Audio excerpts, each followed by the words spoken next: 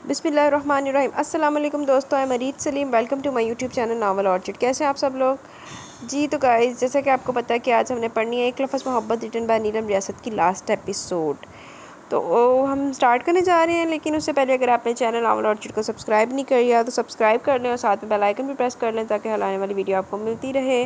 तो जे फिर भी किसी कोई मिस हो जाए या आगे पीछे हो जाए मसरूफियत की वजह से, तो आप प्लेलिस्ट चेक कर लिया करें। मैं आज दोबारा देखती हूँ प्लेलिस्ट को, जब भी आपको बताने लगती हूँ ना तब मुझे याद आता कि रीच पिछली एक दो एपिसोड रहती हैं प्लेलिस्ट अपलोड करने लिया। खैर कोई ना, मैं कर लाँगी। चलो हम पढ़ते हैं अभी एक लफ्ज़ मोहब्बत रिटन बाय नीलम रियासत लास्ट एपिसोड। Let start. 11:30 बजे कहीं जाकर उसकी आंख खुली थी। अभी तक दिल को यकीन ना आ रहा था। दरवाज़ा मुसलसल बज रहा था। इसने कमरे में से मंगू की आमद के सारे निशान मिटाए और पढ़कर दरवाज़ा खोल दिया। सामने हरमैन खड़ी थी। इस घर में किसी के इतने लाड नहीं देखे जाते। जो आप जो मर्जी कर लें, आप मम्मी कभी आपको कुछ नहीं कहती हैं। सारी रात म्यूज़िक सुने, सारा दिन लंबी तान कर सोती रहें, सब जायज़। और एक हम बेचारे हैं, एक ज़रा सा फ़ोन रखने की इजाज़त नहीं है। सुबह सवेरे सूरज निकलने के साथ उठाती हैं। मुझे अब यकीन हो गया कि आप अम्मी की सगी औलाद है। हमें तो कहीं ओहो यार, एक तो जरा ऊपर थले हो जाता ना तो मेरा फ्लोट उठ जाता। हमें तो कहीं से उठा कर लाई हुई हैं। ताशफा के लिए बातें नई नहीं थी, इसलिए मुँह पर 2-4 पानी के छींटे मारकर बाहर आई। हरमैन भी साथ साथ ही, आपने नया परफ्यूम लिया है? वो थमी मगर पलटी नहीं। झूठ बोलने की गुंजाइश नहीं थी क्योंकि इसके कमरे में से अभी तक खुशबू उठ रही थी। हाँ लिया, मगर मैं तुम्हें नहीं दे सकती। पहले तो कभी कोई चीज़ देने से इनकार नहीं करती, अब क्यों नहीं देंगी? मैं तुम्हें पैसे दे दूँगी, तुम नया लेना। एक परफ्यूम ही तो है। हरमैन हर बात में बहस मत किया करो। ये परफ्यूम नहीं दे सकती, अब दोबारा मत बोलना। मुझे अब बिल्कुल भी पसंद नहीं। ताशफा ने मुड़कर इसके गाल पर प्यार किया और नरमी से बोली, चंदा मुझे माफ़ कर दो, मगर कुछ चीज़ें आपके लिए ख़ास होती हैं जो आप किसी के साथ बांट नहीं सकते। प्लीज़ मुझे समझने की कोशिश करो। अगर आप मेरे साथ मेरी दोस्त की सालगिरह पर जाने की हामी भर लें तो मैं परफ्यूम भूल जाऊँगी। बहुत तेज़ हो, बस मैं मुतालबे ही मनवाती रहती हूँ। हाँ तो आप भी कौन सा किसी के हाथ लगती हैं? अच्छा बाबा, चली जाऊँगी। खुश? हाँ खुश। और इसी बात पर आपके साहब गुनाह माफ़ किए। बहुत नवाजिश है। अब अगर क्या मैं नाश्ता कर सकती हूँ? अब तो दोपहर का वक्त हो रहा है। अम्मी पिछले सहन में तंदूर पर बेसन वाली रोटियाँ लगा रही हैं, देसी पिज़्ज़ा। आप ही की तरह उनकी सास का फ़ोन है, इसलिए दिन चढ़ते ही निकल गई। मुझे मिलकर क्यों नहीं गई? हाँ आपको तो जैसे एक आवाज़ देने पर उठ जाती। अरे सबसे अहम बात मैं बताने भूल गई, बड़ा अजीबोगरीब वाक़या हुआ है। क्या हुआ? साथ वाली चाची मुसरत है ना, इनकी दीवार पर कोई खून लगा कर गया। सारे मोहल्ले में चैमगोइयाँ हो रही है, किसी ने इन पर काला जादू किया है। ताशा के दिमाग ने कलाबाजी खाई। किस दीवार पे? इनकी बाहर वाली दीवार। और कौन सी? खाला बटनी ने कहा है कि कोई इस खून को साफ़ करने का सोचे भी ना, वरना जादू का असर खून साफ़ करने वाले पे होगा। हमारी औरतें भी जहारत की इंतहा कर देती हैं। क्या कर देती हैं? मेरा सर वॉशिंग मशीन पर रखा, अपना दुपट्टा उठाया, नल से गीला करके बाहर को चली गई। वो हो ना हो मंगू की टांग से निकलने वाला खून था जो दीवार फलांगते हुए उधर लग गया था और सारी गली की औरतों ने मिलकर नई कहानी घड़ ली थी। वो बाहर आई तो चची मुसरत बाकायदा सर बांधकर अपनी ड्योढ़ी में बैठी रो रही थी। गर्द औरतों का जगमटा लगा हुआ था। इसने किसी की सुनी ना किसी से पूछा। आगे बढ़कर गीले कपड़े की मेरे से दीवार पर जमा सारा खून साफ कर दिया। ले चाची मुसरत, अब रोना बंद कर दे, जादू सारा मेरे पे आएगा, आप महफूज हैं। औरतों ने मुंह में उंगलियां ले ली। तौबा, खालदा की लड़की तो बड़ी कम गो है। घर चले जाओ तो कभी सामने आकर सलाम नहीं करती, आज इसको क्या दौरा पड़ा? पराई मुसीबत अपने सर लेगी। भला बताओ, जवान जहान लड़कियों को ऐसी जगह पर जाना ही आने नहीं चाहिए। बस बहन, जब औलाद को सर पर चढ़ा रखा हो तो ऐसा ही होता है। खालदा ने शुरू से अपनी बेटी को खुली आज़ादी दी हुई है। ये वाली तो अपनी फुप्पी के घर नौकरी करती है, इसकी बीमार सास को संभालती है। पैसे के लालच में खालदा ने एक को फैक्ट्री में मर्दों के साथ काम करने की इजाज़त दे दी। ये ताशफा तो हफ्तों बाद 1-2 दिन के लिए आती है। इन्होंने तो पाकिस्तान में यूरोप वाला रवाज बनाया हुआ है। चाची मुसर्रत खालदा बेगम की बहुत अच्छी दोस्त थी, इसलिए ज़्यादा देर औरतों की बोलियां न सुन सकी। अल्लाह सच्चा जानता है कि दीवार के साथ दीवार है। इबास भाई की दुनिया से गए इतने साल हो गए, मजाल है जो आज तक इन लड़कियों की तरफ से कोई बुरी बात सुनी हो। बड़ी का रिश्ता भी माँ ने खुद देखभाल कर किया और ताशफा की तरफ से तो खालदा परेशान रहती है। ताशफा कहती है शादी नहीं करवाएगी, हमेशा माँ के साथ रहेगी। बेटियों ने तो खालदा को कभी बेटे की कमी नहीं होने दी। माफ़ी और हरमैन रोज़ कॉलेज आती है, माँ को कभी कोई टेंशन नहीं दी। आजकल तो बेटे भी माँ के लिए वो नहीं करते जो ये बेटियाँ होकर कर रही हैं। सारी बोलियाँ बंद होंगी। जब कहने को कोई मौजू ना रहा तो एक एक करके सब अपने घरों को चल दी। घर पर ताशफा की शामत आई हुई थी। वहाँ जाकर वो खून साफ़ करने की तुम्हें क्या ज़रूरत थी? पहले तुम्हारी सेहत बड़ी अच्छी रहती है जो ये नई बला चिमटाने के चक्कर में हो। ताशफा हंसती चली गई। माफ़िया जो अम्मी को पेड़ दे रही थी ताज्जुब से ताशफा को हंसते देखकर बोली, माशाल्लाह, अल्लाह नज़र न लगाए। यार एक ज़रा किसी का हाथ लग गया होगा, अद्दे तो नई कहानी बन गई। तुम इन कहानियों को रहने दो, कर रही हो जो करना था। अब अंदर जाकर लस्सी में बर्फ़ और नमक डालकर तैयार करो। अम्मी रोटियों के लिए मक्खन है? हाँ अंदर बावर्ची खाना में है। बाहर हॉल में दस्तरखान बचाकर सारी चीज़ें लगाओ, मैं रोटियाँ लाती हूँ। अम्मी के चेहरे पर आया पसीना उसने अपने दुपट्टे में जज़ब कर लिया, फिर अपना दुपट्टा सारा खोलकर अम्मी और सूरज के दरमियान तान दिया। खालदा के लब मुस्कुरा उठे। मैं हर रोज़ यहाँ रोटियाँ लगाती हूँ, मुझे सूरज की तपश कुछ नहीं कहती। जाओ शाबाश, अंदर जाओ, जो काम बोला वो करो। काश मैं बहुत सारा पढ़कर किसी बहुत बड़ी पोस्ट पर जाती, तब मेरी माँ को ये सारे काम नहीं करने पड़ते। अच्छा तब कौन करता? नौकर करते। माँ सदके जाए, नौकर तो इस दुनिया की शहज़ादी ने भी नहीं रखे थे जब सैयदा फ़ातिमा ज़हरा जैसी हस्ती अपने काम कर सकती तो मेरी बच्ची हमारी क्या औकात है। एक तो आप मिसाल भी ऐसी लाती कि बंदा इतराज़ भी नहीं कर सकता। अच्छा आप अंदर जाकर पंखे के नीचे बैठे, जो रोटियाँ तंदूर में रह गई है वो मैं निकाल के ले आती हूँ। इसने आखिरकार उनको अंदर भेज कर ही दम लिया। माफ़ी आटे वाली खाली कनाली नल से धोने के बाद धूप में रखकर इसके पास आई जो तंदूर के अंदर रखे हुए थी। रात को तुम्हारे कमरे में कौन आया था? ताशफा के लिए सवाल इस कदर अचानक था कि शौक के आलम में माफिया की शक्ल देखी गई, जो आंखों में नाराज़गी लिए इसको देख रही थी। ताशफा ने बाजू के ऊपर रुमाल लपेटा हुआ था ताकि तंदूर में से पक जाने वाली रोटियां निकाल सकती, मगर अब साख्त होकर रहेगी। ज़ुबान खुश्क होती महसूस हुई, चेहरे पर पसीने के कतरे उभर आए। माफिया ने उसके हाथ से रुमाल लेकर तेज़ी से रोटियां निकालकर छाबे में रखी। मुझे नहीं इल्म तुम क्या कह रही हो। ताशी मेरे साथ लाइल्मी की गेम मत खेलना। अगर भूल रही हो तो मैं याद करवा दूँ। मैं हर रोज़ तहज्जुद के लिए उठती, तुम्हारे कमरे से बातों की आवाज़ आ रही थी। अगर मुझे तुम्हारी फितरत मालूम ना होती ताशी, तो अल्लाह की कसम मैं इसी वक्त दरवाज़ा तोड़कर तुम्हारे सर पर जा खड़ी होती। मैं उम्मीद ही कर सकती हूँ कि हमारे मरहूम बाप के इस मोहल्ले में बड़ी इज्जत है। उसी इज्जत के बल पर हम माँ बेटियाँ यहाँ बेफिक्री की ज़िंदगी गुजार रही हैं। हमारी माँ ने अपनी चारों बेटियों को ज़माना शनास बनाया। मैं नहीं चाहती कि कोई अपनी मेरी माँ की तरबियत पर उंगली उठाए। इस बात का सबूत आज बाहर खड़ी औरतों की बातों से मिल ही गया होगा। गुस्से में बोलने के साथ साथ माफिया ने रोटियां भी निकाल ली। ताशफा अभी भी बेहिस्सो हरकत खड़ी थी। ताशफा ने अपनी सफाई देने के लिए ज़ुबान खोली तो हॉल में होने वाला वाक़या याद करके शर्मिंदगी से गाल दहके नज़र चुराकर बोली, मैंने कोई गलत काम नहीं किया। रात के अंधेरे में तुमसे मिलने कोई शख्स आता है, इससे बढ़कर गलत भी कुछ हो सकता है। वो मिलने नहीं आया था। अच्छा तो क्या तुम्हें आशीर्वाद देने आया था? उसको गोली लगी थी, मुझसे मदद की उम्मीद पर आया था। तुम कहाँ की सर्जन हो और ये आदमी है कौन जो गोली खाकर किसी अस्पताल या डॉक्टर वगैरह के पास जाने के बजाय अपनी मशूका के पास छुप रहा है? किस किस्म के चोर चक्के के साथ लैक बनाई हुई है? छोटी बहन के आईना दिखाने पर और इतने सख्त अल्फाज के चुनाव पर ताशफा का चेहरा सुर्ख हो गया। मैं उसकी मशूका नहीं हूँ। तो क्या तुम उसकी बीवी हो? माफिया तुम हकीकत नहीं जानती, इसलिए अपनी ज़ुबान को काबू करो। तुम ज़्यादती कर रही हो। हाँ मैं ज़्यादती कर रही हूँ। तुम हमारा नाम रोशन करने की कोशिशों में हो। अभी जाकर अम्मी को बताओ ना, देखना फिर वो तुम्हारा क्या हशर करती है। तुम्हारी अकल कहाँ घास चढ़ने चली गई? क्या ये वही था? कौन? वही जिसकी वजह से फ़ोन पर लॉक लगा कर रखती हो, जिसकी वजह से बार बार फ़ोन चेक करती हो। ताशफा को अपनी आवाज़ गहरी खाई से आती महसूस हुई। तुम्हें कैसे पता? ताशफा जी मैं अपनी आंखें और कान खोल कर रखती हूँ।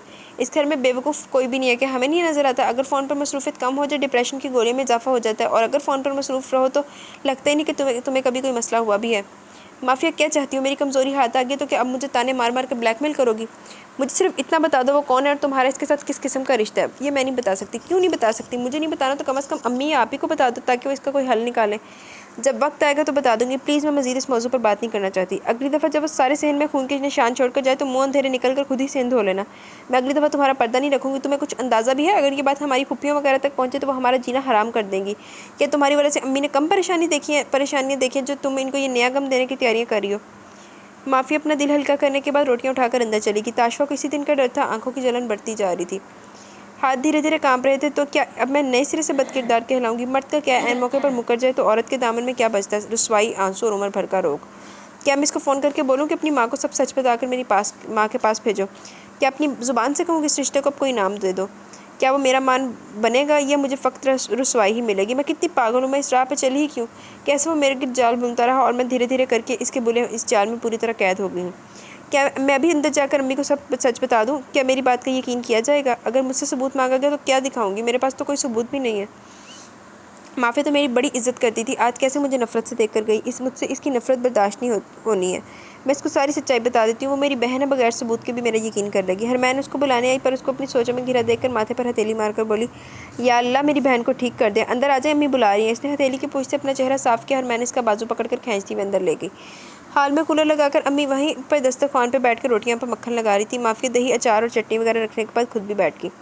ताशफा की नज़रें टीवी स्क्रीन पर चलती हेडलाइंस पर पड़ी तो कदम ज़मीन ने जकड़ लिया, जबकि न्यूज़ कास्टर कह रहा था, नाजरीन यहाँ हम आपको एक अहम खबर से मतला करते चले। पूरे पंजाब भर में सिक्योरिटी फोर्सेस ने बच्चों की खरीदो फरोख्त में मुलव्वस लोगों के खिलाफ क्रैकडाउन किया है, जिसके नतीजे में सूबे भर से मुख्तलिफ शहरों में छापे मारकर मुतअद्दिद अफराद को ज़ेर हिरासत लिया गया। एक बहुत बड़ा गिरोह भी बेनकाब किया गया जो बच्चों की फहश फिल्में बनाकर अंदरूने और बैरून मुल्क बेचते थे। नाज़रीन, अभी तक इत्तला के मुताबिक इस सारे ग्रुप का सरबराह डॉक्टर नईम था, जो इस सारी कार्रवाई के दौरान मारा गया। पुलिस ने डॉक्टर नईम की मौत की तस्दीक करते हुए बताया कि डॉक्टर एक इंतहाई बुरी फितरत का आदमी था।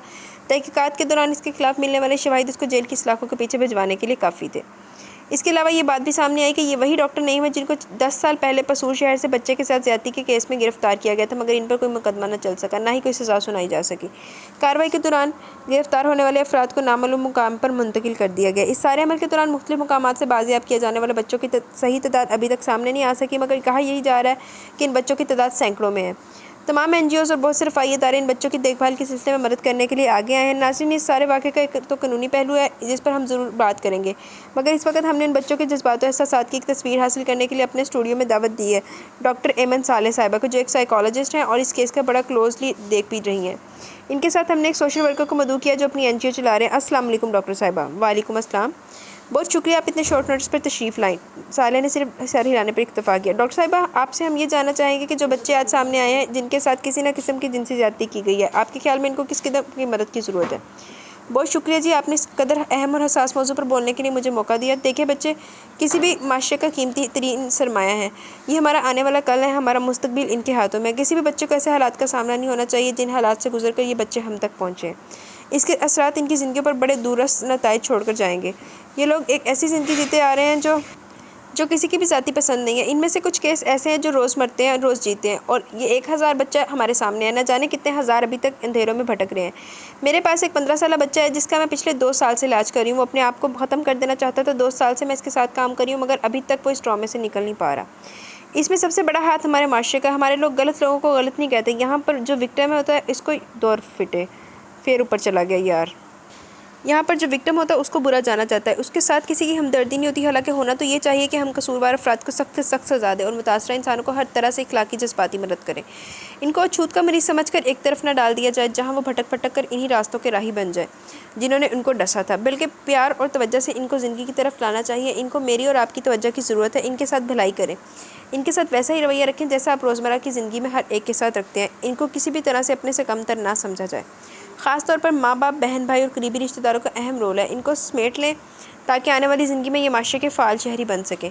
डॉक्टर साहिबा, आपके ख्याल में एक माशरे की हैसियत से हम क्या इतना गिर चुके हैं कि इतने बड़े क्राइम हमारे दरमियान इतने बड़े पैमाने पर हो गया और हमें ख़बर तक नहीं हुई? नहीं, ये बात गलत है। हमें ख़बर है। हम सब किसी न किसी तरह से बाखबर हैं। हम अपने इर्द गिर्द की दुनिया से बेखबर बिल्कुल नहीं है। हाँ, हम बेहिस ज़रूर हैं। ये बात हम लोगों को घन की तरह खोखला कर देगी। हमारे अंदर से एहसास ज़िम्मेदारी ख़त्म हो चुका है। हम अपनी राय देना जानते हैं, मगर हमारी दौड़ फ़कत बयानबाजियों तक है। जब आपके हुक्मरान जो लोग अथॉरिटी रखते हैं वो ऐसी किसी खबर पर मीडिया में आकर फ़कत ये कहकर खुद को सुरखरू हो जाने कि वज़ीर मुमलिकत इस वाक़े की भरपूर मज़म्मत करते हैं, तो कौम से आप क्या तवक्का कर सकते हैं? पिछले कुछ अरसे से लड़कों के साथ होने वाली ज़्यादतियों की खबरें मीडिया के ज़रिए हम तक पहुँची हैं। बात यह है कि बच्चों के साथ जिनसी ज़्यादती की खबर ज़्यादा तवज्जो खींचती है। हकूक़ निस्वां पर काम करने वाली NGO सामने आ जाती है, वाक़े को तवज्जो मिल जाती है, मगर दूसरी जानिब बच्चों के साथ होने वाली ज़्यादती को पहले तो रिपोर्ट ही नहीं किया जाता। बच्चे शर्म और डर के मारे घर में भी नहीं बताते। अगर बता भी दे तो माशरा प्रेशर इतना ज़्यादा है, माँ बाप ही उस चीज़ को वहीं दबा देते हैं। बहुत से कम है इस किस्म के केस कहीं रिपोर्ट मिलेंगे। मगर डॉक्टर साहिबा, बच्चियों के साथ ज़्यादती के केस भी तो दबाए जाते हैं। जी हाँ, मगर इस सिमत में जब भी कुछ काम हुआ है, कोई थोड़ी बहुत तवज्जो दी गई है, जबकि जो मौजू आज ज़ेर बहस है इस पर अभी तक कोई काम नहीं हुआ। होस्ट इस दफ़ा सोशल वर्कर की जानिब मुड़ा। मुदस्सर गनी साहब, क्या आप डॉक्टर साहिबा से इत्तफ़ाक़ करते हैं कि वाकई हमारे यहाँ इस नहज पर कोई काम नहीं हुआ? जी बिल्कुल, मैं डॉक्टर साहिबा के इस बात से 101% इत्तफ़ाक़ करता हूँ। ख़तरनाक तरीन बात यह है कि हमारे यहाँ 2014 तक चाइल्ड अब्यूज़ के ख़िलाफ़ कोई कानून ही नहीं था। जब कोई केस रिपोर्ट किया जाता तो हकाम का ये कहना होता कि हमारे पास सवाए रेप के और कोई ऑप्शन मौजूद नहीं, जिसके तहत मुकदमा दर्ज किया जाए। तो अनलेस अगर आपके साथ रेप नहीं हुआ, आपकी दरख्वास्त ही दर्ज नहीं होगी और आप चुपचाप घर जाने पर मजबूर थे। अल्लाह इनका भला करे। 2014 में चाइल्ड अब्यूज़ को एक क्राइम माना गया और बाकायदा इस पर असम्बली में बिल पास करके कानून लाया गया। अब हम नए मसले से दो चार हुए हैं। ये आज का केस चाइल्ड पोर्नोग्राफी का केस है और हमारे पास इसका भी कानून नहीं था। 2015 में 280 बच्चों के साथ होने वाला सेक्सुअल अब्यूज़ का केस मंजर आम पर आया, जिसमें 25 अफराद ने बच्चों से ज़बरदस्ती पॉर्न वीडियोस बनाई थी। उन वीडियोस की बुनियाद बनाकर इन तमाम मुतासर घरानों की ज़ुबान बंद कर रखी गई। अगर वो इनके खिलाफ़ कुछ रिपोर्ट करेंगे तो ये लोग इनके बच्चों की फ़िल्में लीक करके इनका जीना हराम कर देंगे।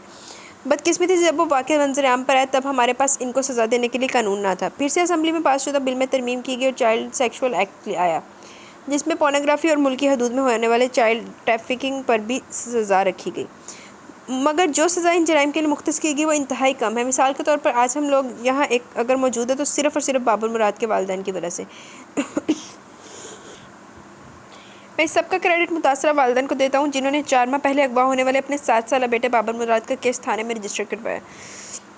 मगर जब वहाँ से जब कोई हौसला अफजा नताइज नहीं निकले तो उन्होंने अपने तौर पर एक प्राइवेट इन्वेस्टिगेटर हायर किया। ये अगला सारा काम हमारे इस बहादुर अफसर का है जिसने अपनी सारी टीम के साथ मिलकर इतने बड़े ग्रोह को बेनकाब कर दिया। इनका सरगना मारा गया। मैं इस माँ के लाल को सलाम पेश करता हूँ, क्योंकि जब आप ऐसे जालिम लोगों से जंग का ऐलान करते तो आपको अपनी जान हथेली पर रखकर मैदान में उतरना पड़ता है। नाज़रीन, ये बात हमारे लिए भी ब्रेकिंग न्यूज़ है। मुदस्सिर गनी साहब ने आज के इस शो में एक इंतहाई अहम इंकशाफ किया। इनका कहना है कि ये लोग हुकूमती कार्रवाई के नतीजे में नहीं पकड़े गए, बल्कि एक ज़ाती तफ्तीश का नतीजा जो इस बच्चे के माँ बाप ने करवाई। मुदस्सिर गनी साहब, क्या आप हमें बताना पसंद करेंगे जिन अफसर का आपने जिक्र किया उनका ताल्लुक़ किस तंजीम से है? माजरत के साथ मैं तफसील से आगाह नहीं हूँ, मुझे सिर्फ इतना इल्म है जो बाबर मुराद के वाले से मालूम हुआ। ये बात उन्होंने मीडिया में बिल्कुल भी लीक नहीं की, क्योंकि जिस अदारे ने उनकी मदद की ये उनकी पॉलिसी है। वो लोग मंजर पर नहीं आते, मगर चूँकि मेरे मुराद साहब के साथ फैमिली बेस्ड ताल्लुकात हैं, इसलिए मुझे इन तमाम बातों का इल्म हुआ। यहाँ जिक्र करने का मकसद सिर्फ यही है कि मैं उन तमाम लोगों की दिल से कदर करता हूँ। अगर उनमें कोई भी इस वक्त मुझे सुन रहा तो मैं कहना चाहूँगा कि सारी कौम की जानिब से आपको सल्यूट है। आप हमारा फ़ख्र हैं। आप अल्लाह हर हाल में आपका हामी व नासिर हो, आमीन। होस्ट ने जल्दी से खुद को हैरत से निकाल कर शो संभाला। प्रोड्यूसर साहब, कोशिश करें अगर हम बाबर मुराद के वालिदैन को लाइन पर ले सकें। होस्ट साहिला की जानिब मुतवज्जा हुआ। डॉक्टर साहिबा, आप मज़ीद कुछ कहना चाहेंगी? जी, मैं ये बताना चाहूँगी कि कम उम्र बच्चों के साथ जो ज़्यादती का खतरा होता है वो घर की चार दीवारी में ज़्यादा होता है। अपने किसी न किसी फैमिली मेम्बर की जानिब से ऐसा अमल किया जाता है, जबकि लड़कों के ऐसा खतरा घर से बाहर होता है। घर में वो महफूज होते हैं, घर से बाहर उसातिज़ा, घर के पास दुकानदार, मदरसे में या गली मोहल्ले में वो लोग जिनके साथ वो उठता बैठता है। इसके अलावा यहाँ इस प्लेटफॉर्म का फ़ायदा उठाते हुए अपने मुल्क के बच्चों और वालिदैन को एक पैगाम देना चाहूँगी। जो बच्चे मुझे सुन रहे हैं, आपको एक बात हमेशा याद रखनी है, आपका जिस्म सिर्फ आपकी अपनी मलकियत है, इसको छूने की इजाज़त किसी को भी नहीं है। घर के अंदर या घर के बाहर आप किसी को भी अपनी ज़ाती हदूद में अंदर आने की इजाज़त ना दें। अगर आपको लगे कोई ख्वाम आपके जिस्म को छूने की कोशिश करे, आप उनसे दूर भाग जाएं। फ़ौरन से अपने बड़ों को बताएं। वो बड़े दादा दादी हो सकते हैं, आपके बड़े बहन भाई हो सकते हैं, माँ बाप को बता सकते हैं, जिसको मर्ज़ी बताएं, मगर बताएं ज़रूर। और अगर कोई आपको नुकसान पहुँचाने की धमकी देकर अपना अमल जारी रखने की कोशिश करे तो शोर मचा दें, क्योंकि ये बात देखने में आई है 70% केसेस में जहाँ बच्चे शोर मचा लेते हैं वो बच जाते हैं, और जो डर कर खामोश हो जाते हैं या घर वालों की जानिब से खामोश करवा दिए जाते हैं वो बहुत ज़्यादा बर्दाश्त करते हैं। ज़हनी तौर पर बस सालों लग जाते हैं, मगर वो अपनी तकलीफ़ नहीं भूलते। माँ बाप से दरख्वास्त है कि कभी अपने बच्चे को अपने किसी रिश्तेदार का मोहल्लेदार के पास ना छोड़ें। हमेशा इनके साथ रहें, यहाँ तक कि वो इस उम्र को नहीं पहुँच जाते जब वो अपना अच्छा बुरा समझ सके। अपने बच्चे के रवैये को अहमियत दिया करें। अगर वो आपको लगे कि वो किसी खास शख्स के सामने नॉर्मल रवैया ज़ाहिर नहीं करते, किसी से दूर भागते हैं, जान छुड़ाते हैं, बदतमीज़ी करते हैं, मगर आम जिंदगी में बच्चे ऐसा नहीं करते, तो खुदारा उनको इखलाकियात का लेक्चर देने की बजाय बच्चे से प्यार से पूछा, आया कहीं आपकी नाक के नीचे आपका बच्चा किसी ज़्यादती का शिकार तो नहीं है? बच्चों को सुने, इन्हें एतमाद दें, इनको इतनी हिम्मत दें वो अपनी हर बात आपके साथ शेयर करें। और अगर खुदा न ख्वास्ता कभी कोई गैर मामूली रवैया सामने आ जाए तो इसको दबा मत दें, इसको बाहर निकालें और रोकने के लिए ज़रूरी कार्रवाई करें।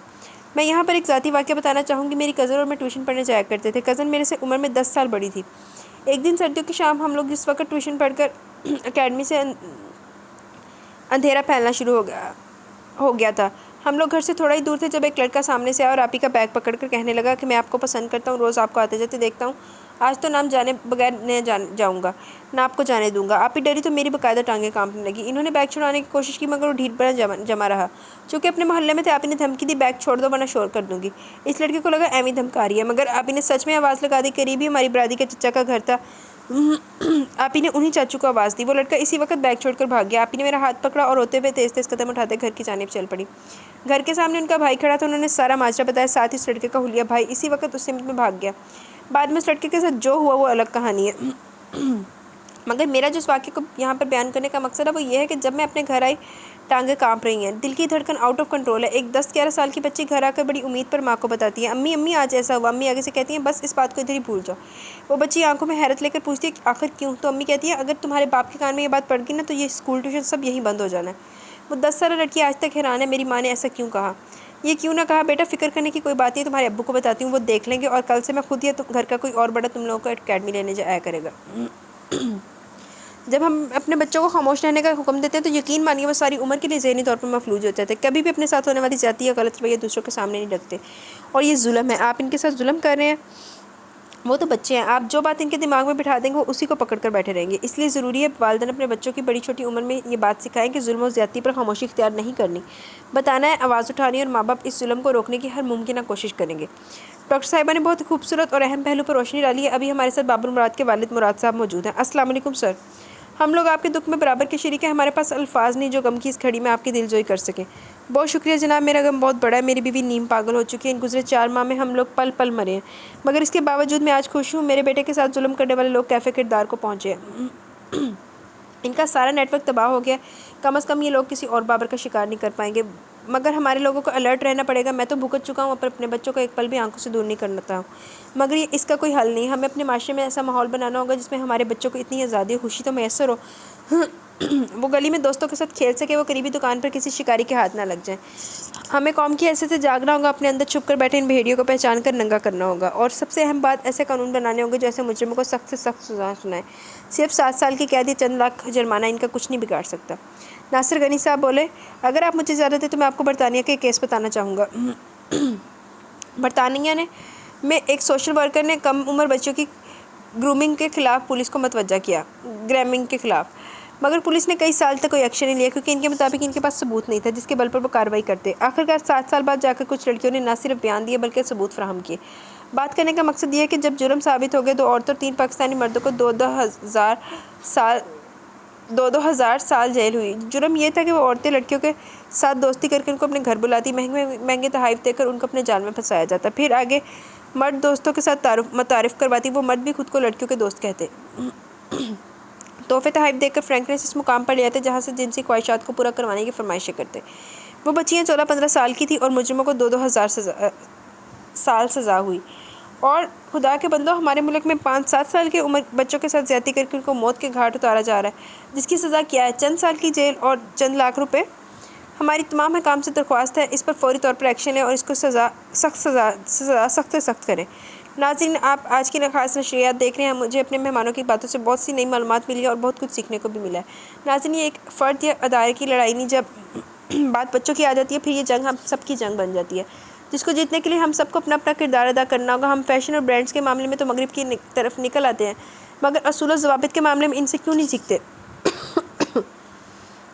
जराइम हर जगह होते हैं, मगर हम में और मगरिबी अक़वाम में फ़र्क ये है कि हम अपने माजी से बिल्कुल नहीं सीखते, ना अपनी गलतियों को सुधारने की कोशिश करते हैं। यही केस अगर बरतानिया या अमेरिका में हुआ होता, जो कि होते हैं, वहाँ पर भी रोज़मर्रा की बुनियाद पर कानून नाफिज करने वाले अदारे ऐसे काले करतूतों वाले लोगों के खिलाफ कार्रवाई कर रहे हैं।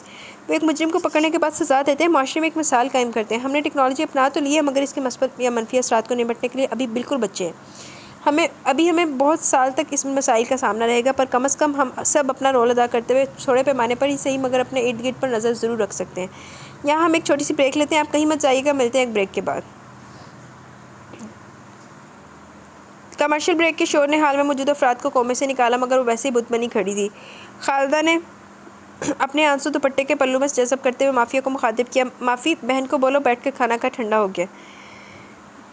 माफ़िया पहले ही अपने आंसू साफ कर चुकी थी। ताशफा को देखा जिसका रंग हल्दी की मानद हो रहा था। ताशी, बैठ जाओ, माफ़िया ने 2 दफ़ा कहा, मगर इसके वजूद में कोई हरकत ना हुई। माफ़िया अपनी जगह से उठकर इसके पास से ही बाजू पकड़कर खींचा। ताशफा किसी दीवार की तरह वहीं पे ढह गई। हरमैन की चीख निकल गई, अम्मी देखें ताशी आपी को क्या हो गया। वो चटाई पर बेहिस्सो हरकत पड़ी थी। खालिदा के हाथ पैर फूल गए, सारे ज़ख्म ताज़ा हो गए। माफ़िया ने इसके मुँह पर पानी की छींटे मारे। होश में आते ही वो माँ के साथ लिपट कर फूट फूट कर रो दी, अम्मी एक और आबदीन मर गया, हाय अम्मी मेरा आबदीन मर गया। इस आबदीन की उम्र भी इतनी हो गई थी अम्मी, वो आंखों के सामने मरा था। इन लोगों को कोई रहम नहीं आता इनके अंदर कोई रहम नहीं होता। आबदीन को दर्द भी हुआ होगा। अल्लाह पाक इन लोगों पर अजाब क्यों नहीं नाजिल करते? इनकी शक्ल कुत्ते की तरह क्यों नहीं होती? ये कितने आबदीन मारेंगे? ताशफा मेरी जान सब्र, ये भी तो देखो वो शैतान मारा गया। अल्लाह ने कितना बड़ा करम किया, इतने सालों बाद ही सही पर अल्लाह ने हमें इंसाफ दे दिया। उस दरिंदे को अल्लाह ने सारी दुनिया के सामने नंगा कर दिया। मेरी जान हौसला करो ताशी, मैंने इस दुख पर इतने आंसू बहाए, अब मेरे में हिम्मत नहीं है। मैं ये दुख भूल जाना चाहती हूँ, क्योंकि जितनी दफ़ा मैं इसको याद करती हूँ ऐसा लगता है जैसे कोई मेरे दिल में छुरा घोंप रहा हो। ताशफा ने अपने आंसू साफ किए। अम्मी ठीक ही कह रही थी, बेशक गम कभी नहीं मरता, पर इंसान को उसके साथ समझौता करके जीना सीख जाता है। अम्मी भी शायद जीना सीख गई थी या अभी कोशिश में थी। ताशफा को लगा उसको कोई हक नहीं, वो एक दफ़ा फिर से उनको इस जंग में अपने साथ धकेले। अम्मी, क्या हम बाबर के अम्मी अब्बू से मिलने जा सकते हैं? अगर तुम्हें इनसे मिलकर खुशी मिलती है तो मैं ले जाऊँगी। अम्मी, हम तो इस दर्द से वाकिफ़ है, बाबर की अम्मी तो अभी संभल नहीं पा रही होगी। हो सकता है हमारी आप बीती सुनकर इनको थोड़ा हौसला हो, यह एहसास हो कि वो अकेली नहीं, हम उनके साथ हैं। ठीक है मेरी जान, चलेंगे, अब जाकर मुँह धोकर आओ, खाना खाओ। वो चुपचाप इनकी बात पर अमल करने के लिए उठी तो जहन में कुछ अर्सा पहले की पड़ी एक नज़म के अल्फाज ताज़ा हो गए। फ़ाइज़ा जाफ़री, एक कम उम्र शायरा ने क्या खूब लिखा है। ये बंद कमरा मेरा, वहशतों से भरी दुनिया, मैं तो हूँ मासूम सा बच्चा, क्यों वहशतों में खो गया। क्यों तारीकियाँ मेरे मुकद्दर मेरी, क्यों रोशनी दुश्मन ठहरी। मुझको तो था आसमान को छूना, वसीम अकरम आफरीदी था बनना। क्यों मुझसे छीन गया कोई मेरा बचपन मेरा सपना। हर कोई मुझसे पूछे मैं क्यों तन्हा, मैं क्यों अकेला। वहशतों का साथी क्यों हूँ, अंधेरों का अब आदी क्यों हूँ। मैं तो खिलता फूल था जैसे, माँ बाप का नूर हो जैसे। क्यों बेगाना हुआ मैं खुद से, क्यों अनजाना हुआ मैं सबसे। कोई ना जाने कोई ना समझे क्या मुझ पे बीत गया। अब तुम जो मुझसे पूछ रहे हो इन वहशतों का सबब क्या है, इन तलखियों की सूरत क्या है। आंखें मेरी बुझी सी क्यों है, सूरत मेरी दुखी सी क्यों है। सुन सकोगे सिसकी मेरी, सह सकोगे चीखें मेरी। अश्कों से अया ना होगा, लफ्ज़ों से बयां ना होगा। मुझसे छीन गया मेरा बचपन मेरा सपना। लगता था अपना सा कोई, ज़मीं पे हो फरिश्ता सा कोई। मगर हवस का मारा था वो था वो था दरिंदा। मुझसे मेरा छीन गया वो मेरा बचपन मेरा सपना। वो चीफ़ सादुल्लाह के गेट के बाहर मौजूद था। आने से पहले उनको कॉल करके आया था।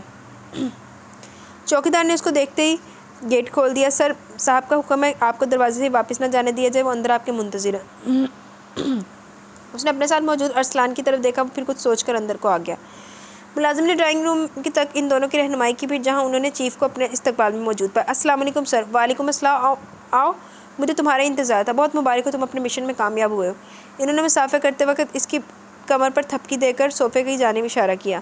शुक्रिया सर, पर मुझे बहुत अफसोस है मैं बाबर मुराद को बचा ना सका। सोफ़े पर अपनी जगह संभालने के बाद अफसुदगी से बोला तो चीफ़ ने बड़ी गहरी नज़रों से इसका जायज़ा लिया। 2-3 दिनों की बड़ी हुई दाढ़ी, काले रंग की शलवार कमीज़, उदास आंखें।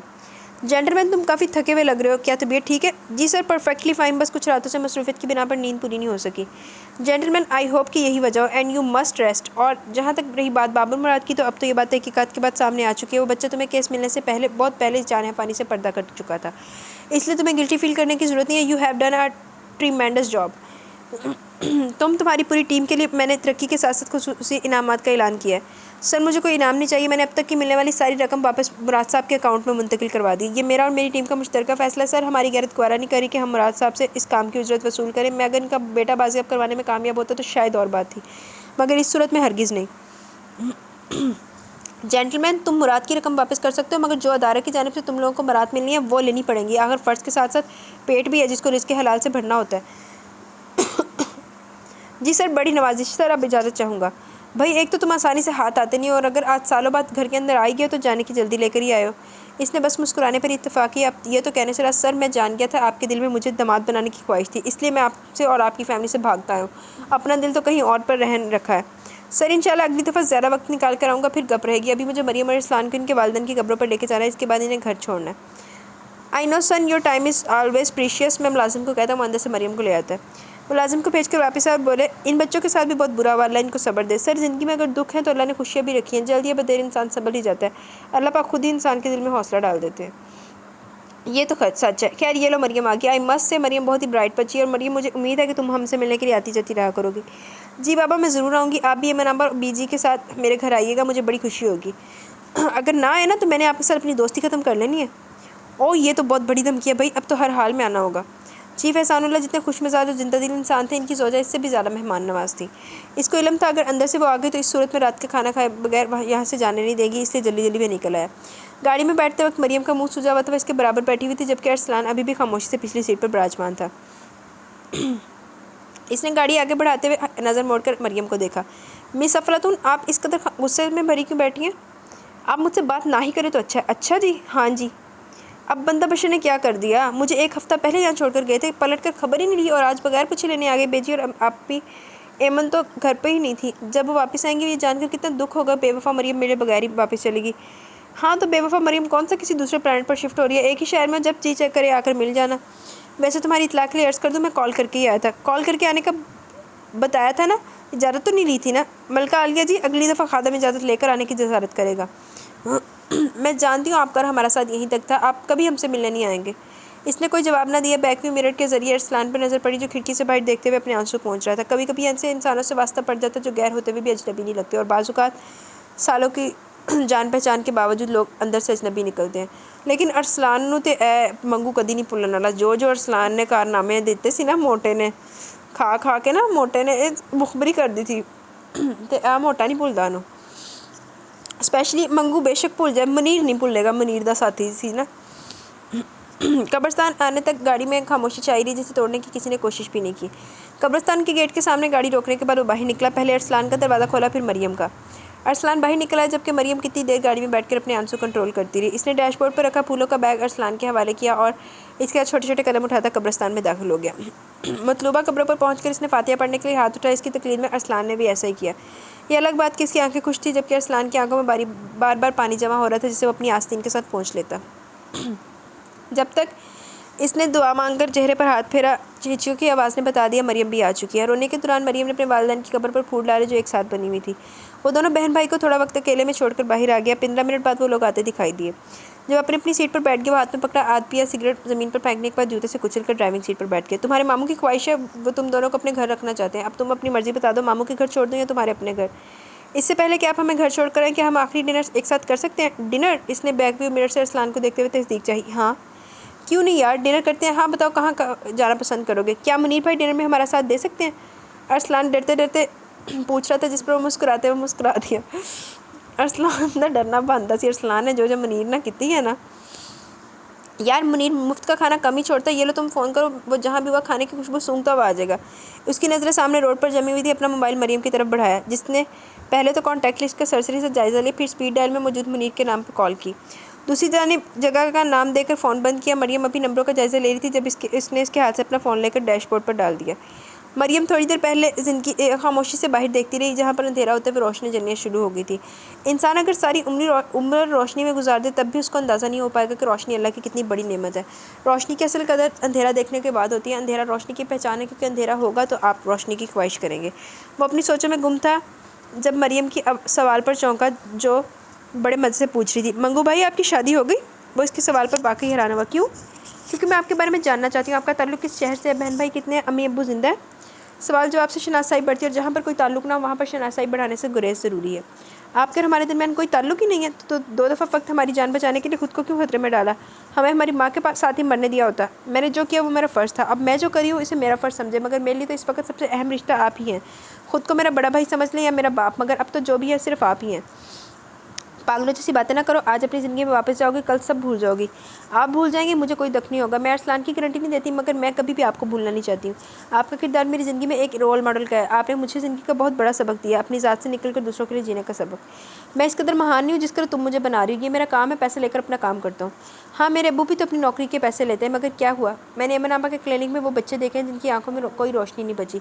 तारीक आंखों से सब आपकी जानिब देखते हैं तो इंतहा की वहशत होती है। मरियम रोने लगी तो वो लब्बे से गाड़ी चलाता रहा, कहने को कुछ बचा ही नहीं था। मैंने एक फ़ैसला किया। क्या? मैं अपने अब्बू की सारी प्रॉपर्टी बेचकर इन बच्चों के लिए शेल्टर बनाऊंगी। इसने गर्दन मोड़कर मरियम को देखा। अभी तुम जज्बाती हो रही हो, घर जाकर आराम से बैठकर सोचना। आप बेशक मेरा साथ ना देना, मगर मुझे इस फैसले से पीछे कोई नहीं हटा सकता। हो सकता है इस तरह मेरे अब्बू की मग़फ़िरत हो जाए। हो सकता है उन लावारसों को छत मिले जो मेरे अब्बू की खताएं बख्श दी जाए। मुझे ख्याल रातों को सोने नहीं देता कि उनको सज़ा मिल रही होगी। इसने हाथ बढ़ाकर मरियम के सर पर रखा, थपकी देने के बाद टिश्यूज़ की जानिब बढ़ाए। ठीक है दादी अम्मा, जो कहोगी कर लेंगे, मगर अभी के लिए ये आंसू पोंछ लो।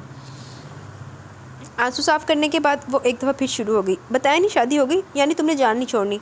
सोचेगा भी मत, ये जिन्नों की मखलूक में से जब एक दफ़ा चिमट जाती है मरकर ही जान छोड़ती है। अरसलान की बात पर मंगू कहकर बिसाखता था। तुम तो खामोश ही रहो, डायनासोर कहेंगे। अच्छा मैं अपना सवाल अल्फाज बदल कर करती हूँ। आपके फ़ोन में जिस नंबर पर ज़िंदगी लिख कर सेव किया गया वो कौन है? मंगू के दिल ने बीट मिस की। चेहरा संजीदा होकर स्टीयरिंग पर गिरफ्त मजबूत होगी। वो वही है जिसके बारे में जानने का तुम्हें तजस्सुस हो रहा है। मरियम का चेहरा खिल उठा। ताली मारते हुए बोली, हाय सच्ची? मुझे पहले शक हुआ था। क्या वो आपकी वाइफ है? देखने में कैसी है? वो जैसे किसी ख्वाब किसी कैफियत में बोला। वो रोशन सवेरा है, सूरज की पहली किरण है। How sweet. अब तो मुझे हर हाल में इनको देखना है। कि आपके पास इनकी कोई तस्वीर है? लड़की ब्रेक पे पैर रखो प्लीज़। तस्वीर है तो दिखा देना। आपका क्या जाएगा? तुम मेरे तमाम रूल्स के खिलाफ मुझसे पर्सनल गुफ्तगू कर रही हो। पहले हवाला पूछा, अब तस्वीर मांग रही हो। अगली फरमाइश करोगी इससे मिलवा कर लाओ। नहीं आप बस तस्वीर दिखा दें, मिल मैं खुद आऊँगी। हाँ इतनी तुम सुपर वूमन। फ़ोन की गली में लगा पासवर्ड हटाकर फ़ोन दोबारा मरियम के हाथ में दे दिया। अरसलान भी अपनी जगह से उठकर मरियम की सीट की पुश्त पर खड़ा होकर तस्वीर देखने लगा। मंगू भाई she is so cute. Mangu बदमज़गी से बोला, she is not cute, she is pretty. इसके अंदाज़ पर मरियम हंसती चलेगी। क्यूट कहने पर क्यों गुस्सा है? क्यूट बच्चों को कहते हैं, and she is a big girl. क्या आपकी हम उम्र है? नहीं मेरे से 4 साल छोटी है। मिली कहाँ? ख्वाबों में। मरियम हंसते हुए बोली, ये कैसा जवाब है? वो भी मुस्कुरा दिया। आपको इनसे मोहब्बत हुई है? इनको आपसे? उसके चेहरे पर तो हमेशा नो लिफ्ट का बोर्ड लगा हुआ था होता। ये तो अपना दिल ही बेवफा निकला। पहली दफ़ा इनको कब और कहाँ देखा? बचपन से जानता हूँ, मगर जब पहली दफ़ा इसको गलत नज़र से देखा तब वो 15 की थी और मैं 19 साल का था।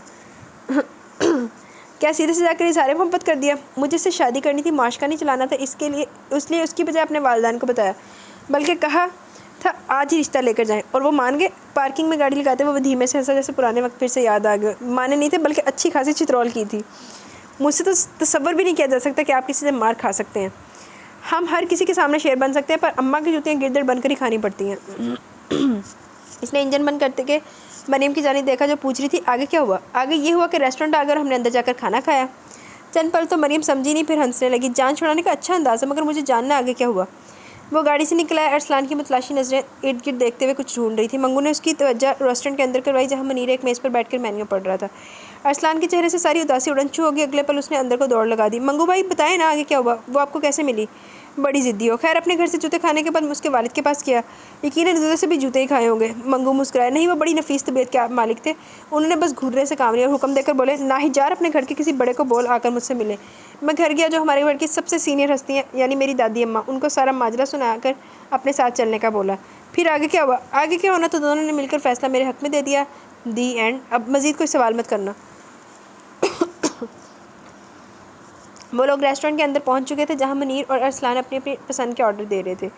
खूबसूरत माहौल में खाना खाने के बाद मंगू और मुनीर इन दोनों को इनके मामू के घर छोड़ा। एक तो इनके मामू की ख्वाहिश भी थी, दूसरा घर में रहने के ख्याल से दोनों ही घबरा रहे थे।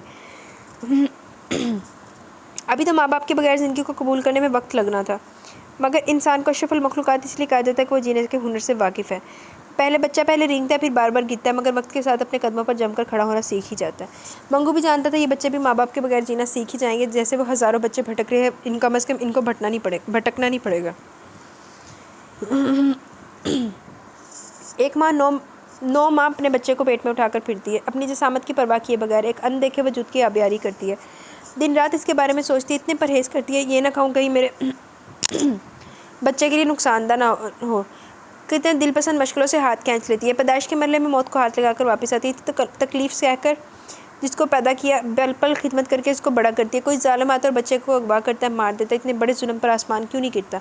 लोग मुझे कह रहे हैं अपने दूसरे बच्चों की जानिब देखो, जो चला गया इसको भूल जाओ। मैं कैसे भूल जाऊँ? क्या मैंने इसकी दफ़ा वो सारी मशक्क़त नहीं उठाई जो इनकी दफ़ा उठाई है? मेरी आंतें काट कर जिस्म से जुदा कर दी गई। मैं कैसे सब्र करूं? मुराद, पिछले 4 माह से मैं एक उम्मीद में जी रही थी, इस आस के सर पर ज़िंदा थी, मेरा बच्चा मिल जाएगा, मगर अब क्या करूं, कैसे जीऊँ? वो कितना रोया होगा, इसने तुम्हें आवाज़ दी होगी, वो मेरा नाम लेकर तड़पा होगा। ज़ालिमों ने इसके साथ क्या किया? मेरे बच्चे का बचपन छीन लिया, उसकी बेफ़िक्र ज़िंदगी छीन ली, उसकी पाक सोचो असमत को तार तार किया, और मैं ज़िंदा होते हुए भी इसके लिए कुछ नहीं कर पाई। मैं मर क्यों नहीं गई? मेरे सांस ख़त्म क्यों नहीं हो जाते? मेरा वजूद मेरी रूह का बोझ खुद से जुदा क्यों नहीं कर देता? मैं एक मुसलमान मुल्क की शहरी हूँ, ये कलमा पढ़ने वालों की सरज़मीन है, और यहाँ पर जुल्मत के अंधेरों ने मेरे घर को तारीक कर दिया। क्या मेरे बच्चे कभी अपने भाई को भूल पाएंगे? वो जब जब याद आएगा, उसके साथ हुआ जुल्म भी याद आएगा। हम पल पल मरेंगे। मुराद, मैं ऐसी ज़िंदगी नहीं चाहती, मुझे कहीं से मेरा बच्चा ला दो। हाय अल्लाह जी, मेरा बाबर, मेरा प्यारा बच्चा कहाँ चला गया? मुराद की आंखें लाल अंगारा हो रही थी। इसकी बीवी पिछले 4 दिनों से ऐसे ही बिलक बिलक कर रो रही थी, बुखार में फनक रही थी, तड़प रही थी, और मुराद बेबस खड़ा बस इसे देख रहा था, क्योंकि इसके बस में जो कुछ था वो कर चुका था। जब से बाबर की मौत की तस्दीक हुई थी, सारे ख़ानदान में नए सिरे से सफ़े मातम बिछ गया था। मुराद ने अपनी आंखों से बहते सियाल को आस्तीन से पहुंचा और बीवी के पास आकर उसको अपनी बाहों में भरकर पहुँच लिया। हम हार गए, मगर ये भी तो देखो कि अल्लाह ने बाबर के कातिल तक पहुंचा दिया। वो जलील आदमी कुत्ते की मौत मरा है।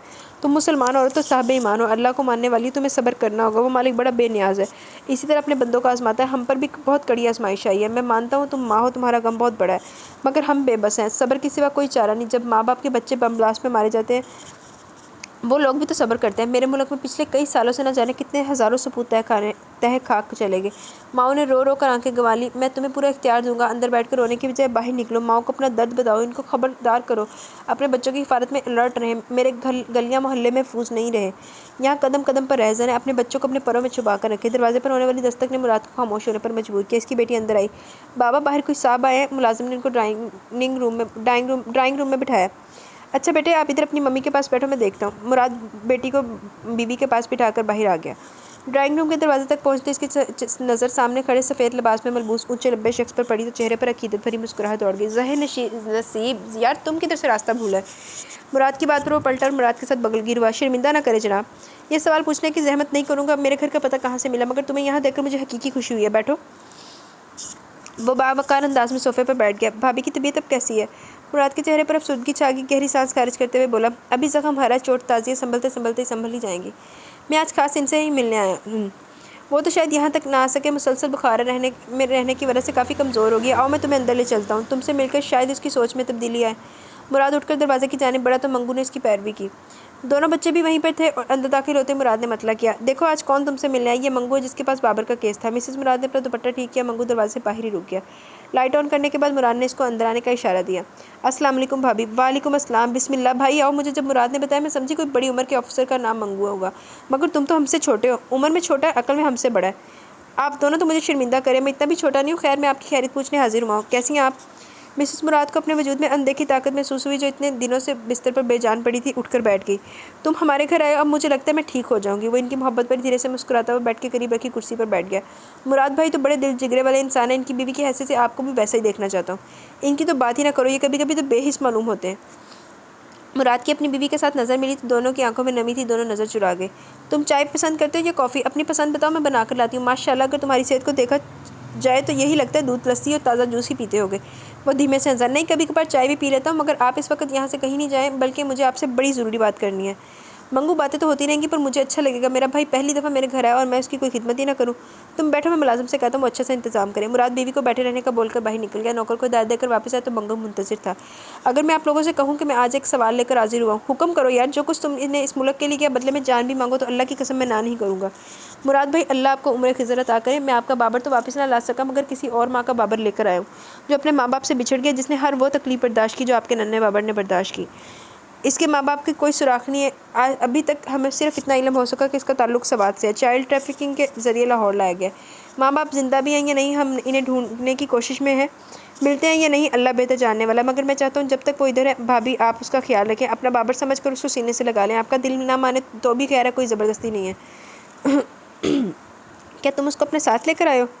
मिसेस मुराद ने अपने आंसू पोंछते हुए मजबूत आवाज़ में पूछा। जी बाहर गाड़ी में बैठा है। मिसेस मुराद ने अपने शौहर के नम आंखों में देखते हुए पूछा, बाबर के बाबा मैं उसको अंदर बुला लूँ? मुराद ने कुछ देर संजीदगी से बीवी का चेहरा पड़ा और हाँ में गर्दन हिला दी। मुलाजिम के साथ जो बच्चा कमरे में दाखिल हुआ सारे नफूस को हैरान कर गया। नीली आंखें, खिलता सुरख और सफ़ेद रंग, गहरे भूरे बाल, 8-9 साल का सेहतमंद बच्चा था। लब सख्ती से भेजे हुए थे। इधर आओ बेटा।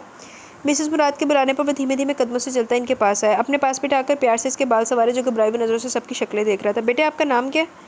वो कितनी देर कुछ नहीं बोला, बस मिसेस मुराद का चेहरा देखे गया। बहुत देर बाद नज़र मोड़कर मंगू की जानिब देखा, जिसका हौसला बढ़ाने को बोला, ये आंटी बहुत अच्छी हैं, ये अंकल इनके शौहर हैं, ये जो बहन भाई देख रहे हो ये इन आंटी के बच्चे हैं, तुमसे दोस्ती करना चाहते हैं।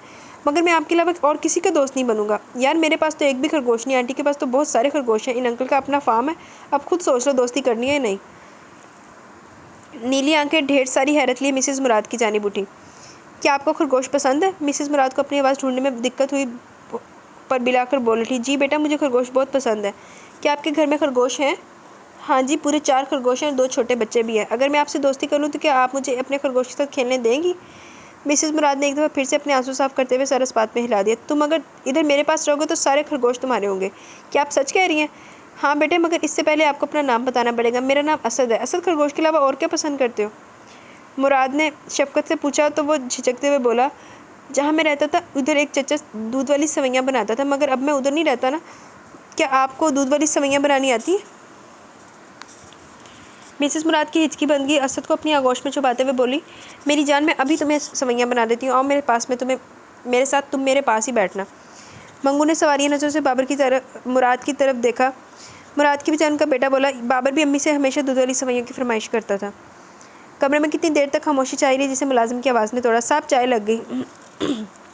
चाय पीने के बाद उसने इजाज़त ली। मिसेस मुराद और बच्चे असद को खरगोश दिखाने में मसरूफ़ थे। मुराद मंगू के साथ बाहर गेट तक आया। मैं तुम्हारा बहुत बड़ा शुक्रगुजार हूँ। असद के मामले में हम पर एतमाद दिखाने की बड़ी मेहरबानी। मुझे लगा शायद असद ही भाभी को इनके गम से निकालने में मददगार साबित हो जाए। बाबर को भूलना तो मुमकिन नहीं, मगर दिमागी तौर पर थोड़ी मसरूफ़ हो जाएंगी। हाँ, अभी तक तो तुम्हारा प्लान काम करता नज़र आ रहा है। वो इतने दिनों से बेड पर पड़ी थी और आज उठ गई है। ये पहला कदम है। अल्लाह पाक सब्र देंगे मुराद भाई। जाने वालों के पीछे सिर्फ गम रह जाता है, पर मैं आपको मुबारक देता हूँ। आपका बेटा चला तो गया, मगर वो जाते हुए कई माओं की गोद आबाद कर गया। एक बहुत अहम पहलू की जानिब हमारी तवज्जो मबजूल करवा गया। हाँ, पहले कभी ऐसे वाक़यात सुनने तक न थे, मगर आजकल देखने में आ रहा है हमारे माशरे में हम जिन्स ताल्लुकात का रुझान बढ़ रहा है। मुराद भाई, आज जो बहुत ज़्यादा लिबरल माशरे हैं उनमें भी जो ख़ानदानी और बात वाले लोग हैं वो इस अज़ाब को अज़ाब ही समझते हैं, इंसानी हकूक़ की आज़ादी नहीं। एक इस्लामी रियासत में तो इन बातों पर बड़े सख्त कानून होने चाहिए। दीन इस्लाम इतना मॉडर्न और जदीद मज़हब है, इस्लाम में मर्द के खतने करने का हुक्म है जो किसी और मज़हब में नहीं। और आज साइंस ने साबित कर दिया कि खतने करने से एड्स जैसे मौजी मर्ज़ का ख़तरा कम होता है। अफ्रीका में एक गांव के दो हिस्से हैं, एक तरफ मुसलमान आबादी है, दूसरी तरफ सारी ईसाई आबादी है। मुसलमान आबादी में बच्चों के खतने होते हैं, इसी वजह से वहाँ एड्स का तनासब ईसाई कम्युनिटी के मुकाबले बहुत कम है। इस तरह हम जिस ताल्लुकात में भी एड्स और एड्स के अलावा और बहुत सी बीमारियों का खतरा होता है। अल्लाह ने ये काम भी हमारे हराम कर दिया। इस्लाम हमें बुराई से रोकता है तो सिर्फ हमारी फलाह बहबूद के लिए, और हम मॉडर्निज़म के शौक़ में बुराई की दलदल में उतरे हैं। मुराद भाई, हम लोग वो हैं जो मंजिल का निशान बताने वाले थे, आज हम खुद ही अपनी मंजिल बुठा बैठे हैं। हमारे माशरे का एक ही रिवाज है, मिट्टी पाउडर वाला। हर बात पे ये कहकर आगे बढ़ जाते हैं, ये कौन सा हमारे घर का मसला है, किसी और की टेंशन में घुसने की क्या ज़रूरत है, मिट्टी पाओ और आगे जाओ। मैंने इस केस को ड्रॉप नहीं किया, हम इंशाल्लाह अपना काम जारी रखेंगे। पकड़े जाने वाले तमाम लोगों पर केस चलेंगे और इन तमाम के तमाम केस पब्लिक किए जाएंगे। आमतौर पर हमारे यहाँ हादसे की खबर टीवी पर चला दी जाती है, ये नहीं बताया जाता कि इस जुर्म का पर सज़ा क्या सुनाई गई, क्योंकि बहुत कम कार्रवाई होती है। जैसे जुर्म का चर्चा तो हो जाता है, इसकी पदाश में किसी का इबरतनाक अंजाम नहीं दिखाया जाता। हम ये रवाज बदल रहे हैं, हम पहले सज़ा दिलवाएंगे, इसके बाद मुजरिम को मीडिया के सामने बेनकाब करेंगे, ताकि लोगों को इल्म हो यह जुर्म करके बचेगा कोई नहीं, चाहे वो कितना ही ताकतवर क्यों ना हो। अल्लाह तुम्हें तुम्हारे मिशन में कामयाब करे। तुमने मुझसे फ़ीस तो नहीं ली, मगर मेरी चाहत है जो बच्चे बाजियाब हुए हैं इनके लिए मैं कोई ना कोई तावन ज़रूर करूँगा। इसके लिए इस दफ़ा जो रकम मैं तुम्हारे अकाउंट में भेजूँ वो वापस मत करना। जो हुक्म भाई साहब, इंशाल्लाह फिर मुलाकात होगी। अभी के लिए अल्लाह हाफिज़। अल्लाह हाफिज़ मंगू, यार आज तुम्हारा मेरा ताल्लुक़ गैरों से नहीं रहा, कम से कम आज ही अपना असल नाम तो बताते जाओ। इसने हंसते हुए अपना असल नाम बताया और गाड़ी की जानिब बढ़ गया। मुनीर हेडसेट लगाए गेम्स खेल रहा था। इसके गाड़ी में बैठते ही मुनीर ने फ़ोन एक तरफ रख दिया और गाड़ी स्टार्ट की। अब किधर को चलना है? अब होम स्वीट होम। आपके होम या मेरे? तुम भी मेरे वाले ही चलो, मज़ा रहेगा। आंटी से डांट तो ना पड़ेगी? वो मुझे ही पड़ेगी, मेरी खातिर एक आध ताना खा लेना। आपकी खातिर गोली खाते खाते बचाओ, अम्मा की डांट तो गोली से भी तगड़ी होती है। मंगू ने हंसते हुए सीट पीछे को लंबी करके अपनी टांगें सीधी की और रिलैक्स होकर बैठ गया। सारा घर मेहमानों से भरा हुआ था। ख़ानदान की नई नस्ल में पहली शादी थी, इसलिए दादों और दूर और करीब के सभी रिश्तेदार मौजूद थे। इतना बड़ा घर मेहमान आसानी से समा सकते थे। चूड़ियों की खनक नशीले कह के आती जाती तो शीज़ाओं के रंगीन नाचे, ढोल की ताप पर गाने जाने वाले रवायती टप्पे, हर पहलू दिलावेज था। लड़कों की माएँ तो फूलें नहीं समा रही थी, एक एक रस्म को निभाया जा रहा था। थोड़ी देर पहले हीरा और फातिमा की मेहंदी लगाई गई थी। अब लड़कों की बारी थी, मगर वास्ते का क्या करते, जिसकी एक ही जिद थी, जब तक फरबूद नवाजिश घर नहीं आ जाता वो मेहंदी नहीं लगवाएंगे। रात के 12 बज गए थे। फरबूद के बारे में किसी को भी इल्म ना था, वो इस वक्त कहाँ पाया जा रहा है। नवाज़िश अली ने अपने फ़ोन से इसका नंबर ट्राई करे थे, मगर फ़ोन मुसलसल बंद जा रहा था। इस लड़के ने लापरवाही की हद की हुई है। 1 हफ्ते हो गया इसको घर से निकले हुए। क्या कर गया था? कंपनी की तरफ से टूर पर जा रहा है। इस 1 हफ्ते में इसने सिर्फ एक बार ही मुझसे रब्ता किया। ऐसा तो वो लोग भी नहीं करते जो बाहर के मुल्क में रोज़गार कमाने जाते हैं। शमीम झंझलाई भी बैठी थी, दिल ही दिल में परेशान भी थी। कम से कम फ़ोन तो उठा ले। चाची परेशानी की बात नहीं है, मेरी सुबह इससे बात हुई थी, ठीक ठाक है। इसने वादा किया मेहंदी की रस्म तक पहुँच जाएगा। वासे के बताने पर इनके दिल को कुछ तसल्ली हुई। तभी वो सास की जानिब मुड़ी। अम्मा आज आप बड़े तहम्मुल का मुजाहरा करें, लाडले पोते की बात है ना, वरना अगर हम में से कोई इस तरह लेट होता तो आपने सबकी शामत बुलानी होती थी। तुम मेरे बच्चे को इस घर के लोगों से मत मिलाओ, वो तुम सब जैसा गैर जिम्मेदार नहीं है। अगर उसने वादा किया तो वो बेफिक्र हो पहुंच जाएगा, बस रास्ते में कोई परेशानी ना हो। सास की बात पर शमीम ने दिलो जान से आमीन बोला। वैसे बहू, तुमने फरबूद की शादी कहाँ करनी है? मेरी मानो तो आशी ने जो बताया था ना कि वो किसी गोरी को पसंद करता, चुपचाप उसकी शादी वहीं कर दो। अम्मा, मेरा एक ही एक बेटा है, मैं क्यों उसके लिए एक गैर मज़हब की लड़की लाऊंगी? मेरी नस्लें ही जाती रहें। तुम्हारा बेटा अब समझदार उम्र को पहुंचा, अगर वो किसी को पसंद करता है उसकी शादी वहीं करो। क्या इल्म कल को तुम्हारी पसंद के साथ इंसाफ ना करे तब क्या कर लोगी? अम्मा, ये आप क्या कह रही हैं? हाँ तो इसमें बुराई क्या? तुम्हारा बच्चा इतना नेक और सादतमंद है, न जाने दिन से लेकर रात तक कहाँ कहाँ की ऐसी कैसी खाक छानता है। तुम इसको एक ज़रा सी खुशी नहीं दे सकती? कैसी माँ हो? सदमे से शमीम का चेहरा सुर्ख हो गया। उन्होंने शौहर पर एक शिकवा की नज़र डाली और अपने गुस्से को काबू करने की कोशिश में बोली, अम्मा, वो बाप की इतनी बड़ी जायदाद का तनहा वारिस, उसको क्या ज़रूरत पड़ी है वो दर दर की खाक छानता फिरे? शमीम पुत्र, मेरा मशवरा, कभी वक्त निकाल कर अपने बेटे से ये ज़रूर पूछना वो क्या काम करता है। आप देख लें। शमीम डायरेक्ट नवाज़िश अली से मुखातिब थी। अम्मा वड्डी, आज भी हमेशा की तरह अपने सख्त अल्फाज से मेरा सीना चलनी कर रही है। जवाब में अगर मैंने कुछ कह दी तो आपको बड़ा गुस्सा लगना है। तुम जो भी कहना चाहती हो खुलकर कहो। मेरे बेटा गुस्से के नाम से भी वाकिफ़ नहीं है, पर जो बातें मैंने की हैं उन पर आग बबूला होने की बजाय गौर करो। जवान औलाद अगर बेरारवी की जानिब निकल जाए तो कसूर माँ बाप का ही होता है, क्योंकि क्यों फजूल की रुकावटें डालकर उनको भटकने का मौका दिया। जवान हुआ है तो वक्त पर शादी कर दो। बाहर जाने के बजाय अपने घर में दिल लगा लेगा। आप तो ऐसे कह रही जैसे मैं जानबूझ कर बेटे की शादी नहीं करी। कोई अच्छी लड़की भी तो मिले। कितनी लड़कियों को रद्द कर चुकी हो। रिश्ते करवाने वाली को तुम कहती हो बेहतर से बेहतरीन लड़की दिखाना, फिर उस बेहतरीन लड़की में से भी कोई ना कोई ऐप निकाल कर घर आ जाती हो। इसलिए अब की बार चुपचाप बेटे की पसंद पर हाँ कर दो। ये शोशा आयशा ने छोड़ा, वरना फरबूद ने तो कभी किसी लड़की का जिक्र नहीं किया। चलो तुम औरों को ही कसूर निकालना। वो 4-5 लोग बाहर वाले गेट के पास बैठे हुए थे। शमीम जवाब में कुछ कहने के इरादे में थी जब गेट के बाहर काली BMW रुकी। वासी ने खुशी से नारा मारा, लो जी आ गया अपना शहजादा, चलो ढोल वाले को बोलो बजाए ज़रा। 3 ढोल एक साथ बजे थे जिसकी वजह से तमाम मेहमान जो टोलियों की शक्ल में बिखरे हुए थे एकदम मतवज्जा हो गए। लड़के सारे बाहर को निकल के कैमरे वाला आ गया। वासी ने फरबूत के गले लगकर जोर से भेजा, फरबूत तेरे लारे मुंडे रैन कवारे। हंसते हुए फरबूत ने वासी को जप्पी का जवाब दिया, मैंने कब कहा मेरे इंतज़ार में बकरी बनकर बैठना, पर मैं मेहंदी लगने के बाद सबसे पहली चमाट तुझे मारना चाहता था कि क्या पता मेरी चमाट खाकर ही तेरी लॉटरी निकल है। शमीम फरबूत को बाजी देती रहेगी कि शिकन आलूद सफ़ेद शलवार कमीज़, थोड़ी थोड़ी बड़ी हुई दाढ़ी, दाएं आंख के ऊपर ना जाने वो प्लास्टर था या कोई टेप, अब इतने रश्क में वो आगे आकर देख भी ना सकी। सारा घर और हवेली मसनूई रोशनियों में घिरे हुए थे। आतिशबाजी ने समा बांध दिया। ढोल की थाप पर लड़कों का रक्स, पैसों की सूट, लड़के के गोटे वाले दुपट्टे तेरे गेट से अंदर लाकर स्टेज पर बिठाया गया। वासी ने फरबूत को एक पल भी अपने पहलू से हिलने न दिया, जो इंतहा का थका हुआ था मगर फिर भी न जाने किस उम्मीद पर नजरें इधर उधर भटक रही थी। जू वक्त गुजरता कि इसके अंदर मायूसी उतर रही थी। उसको नहीं खबर कौन कौन वासी को मेहंदी लगाने आए, बज़ाहिर वही मौजूद होकर भी गायब था। यार दोस्त मेहंदी लगा कर चले गए तो घर की खवातीन की बारी आई। आयशा चाची आप कहीं से भी लड़के की माँ नहीं लग रही को तो क्या दादी लग रही हूँ? फरबूत इनके जवाब पर हंसते हुए बोला, जनाबे अली बड़ी बहन लग रही हैं। रहने दे फरबूत, तुम हमेशा ऐसे झूठ बोल कर मुझे खुश करते हो। लो जी कर लो बात, मेरी बात पे यकीन नहीं तो चचा से पूछ लें। चुप कर शरारती कहीं के। कमाल बात है चची, औलाद जवान होगी और आप आज भी चचा के जिक्र पर ब्लश कर रही हैं। अबे कुछ शर्म कर, मेरे सामने मेरी माँ को क्या क्या बोल रहा है। वासे के बोलने पर उसको घूरते हुए बोला, तो तू चुप करके बैठ, ज़रा तुरम खान ना बनाकर, वो मेरी भी माँ है। आयशा बोली, फरबूत भाई आप दोनों को एक साथ बैठा देखकर ये लग रहा है जैसे मेहंदी की रस्म आपकी हो रही है, क्योंकि वासे भाई तो क्लीन शेव के साथ माइयों का दूल्हा लग रहे हैं। अलबत्ता आपका हुलिया बिल्कुल वैसा ही बना हुआ है। वो जैसे मौके की तलाश में था फ़ौरन शमीम को मुखातिब किया, अम्मी सुन रही है याशी क्या कह रही है? ये लड़की तो है ही फितरा, कोई ना कोई नई बात ही करती है। तुम्हें भी चाहिए घर आकर सबसे पहले तैयार होते, कम अज़ कम कपड़े बदल लेते। चची आप असल बात दबा रही हैं, भाई को कहने का मतलब है लगे तो इनको भी माइयों कर दें। सारे मेहमानों के सामने शमीम को मुस्कुराहट से जाकर कहना पड़ा, क्यों नहीं अब फरबूत की बारी है? आ लो फेरा तो चढ़ गया, दफ़ा होना। मौका मिलता ही वासे ने फरबूत के कान में सरगोशी की, किसे ढूंढ रहे हो? बदमज़गी से बोला, इसे ही जो नज़र नहीं आ रही, मुझे तो बताया गया वो वापस आ गई हुई है।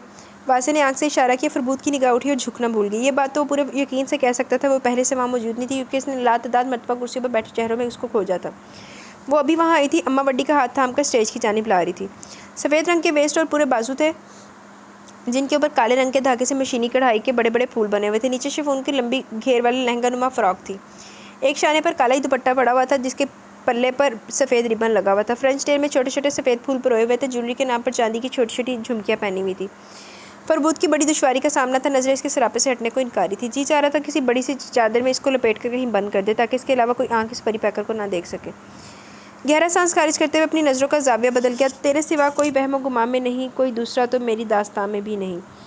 मैं किसी और का हो जाऊं ये कैसे मुमकिन है? ये हौसला तो जाना इस बेजाम में भी नहीं। शहबाज अकबर उल्फत। जब तक वो स्टेज पर आई वो अपने मचलते बेकाबू दिल को थपकी देकर थोड़ा बहला चुका था। लापरवाही से यहाँ वहाँ देख रहा था, मगर अंदर के जज्बात ने चेहरे का रंग सुर्ख कर दिया था। वो सामने आई तो क्या क्या याद नहीं आया। मेज़ पर पड़ी पानी की बोतल खोलकर सारी ख़त्म करके आज से पहले इसका डरता सहमता रूप देखकर सिर्फ उलझता आया था कि आकर ऐसा रवैया क्यों अपनाती है। पर आज वो इसको हर रवैये, हर नफ़रत की वजह से वाकिफ़ था। इतने दिनों से वो यही ना जान पाया कि इसको कैसे समेटना है, कोई ऐसा अमल जिससे वो इस पर एतमाद भी कर जाए और इसके जज्बात भी मजरूना हो। वासे की एक तरफ फरबूत बार राजमान था, दूसरी तरफ पहले अम्मा बड्डी ने बैठकर रस्म पूरी की कि फरबूत और वासे पर से वैसे वार कर काम वाली को दिए।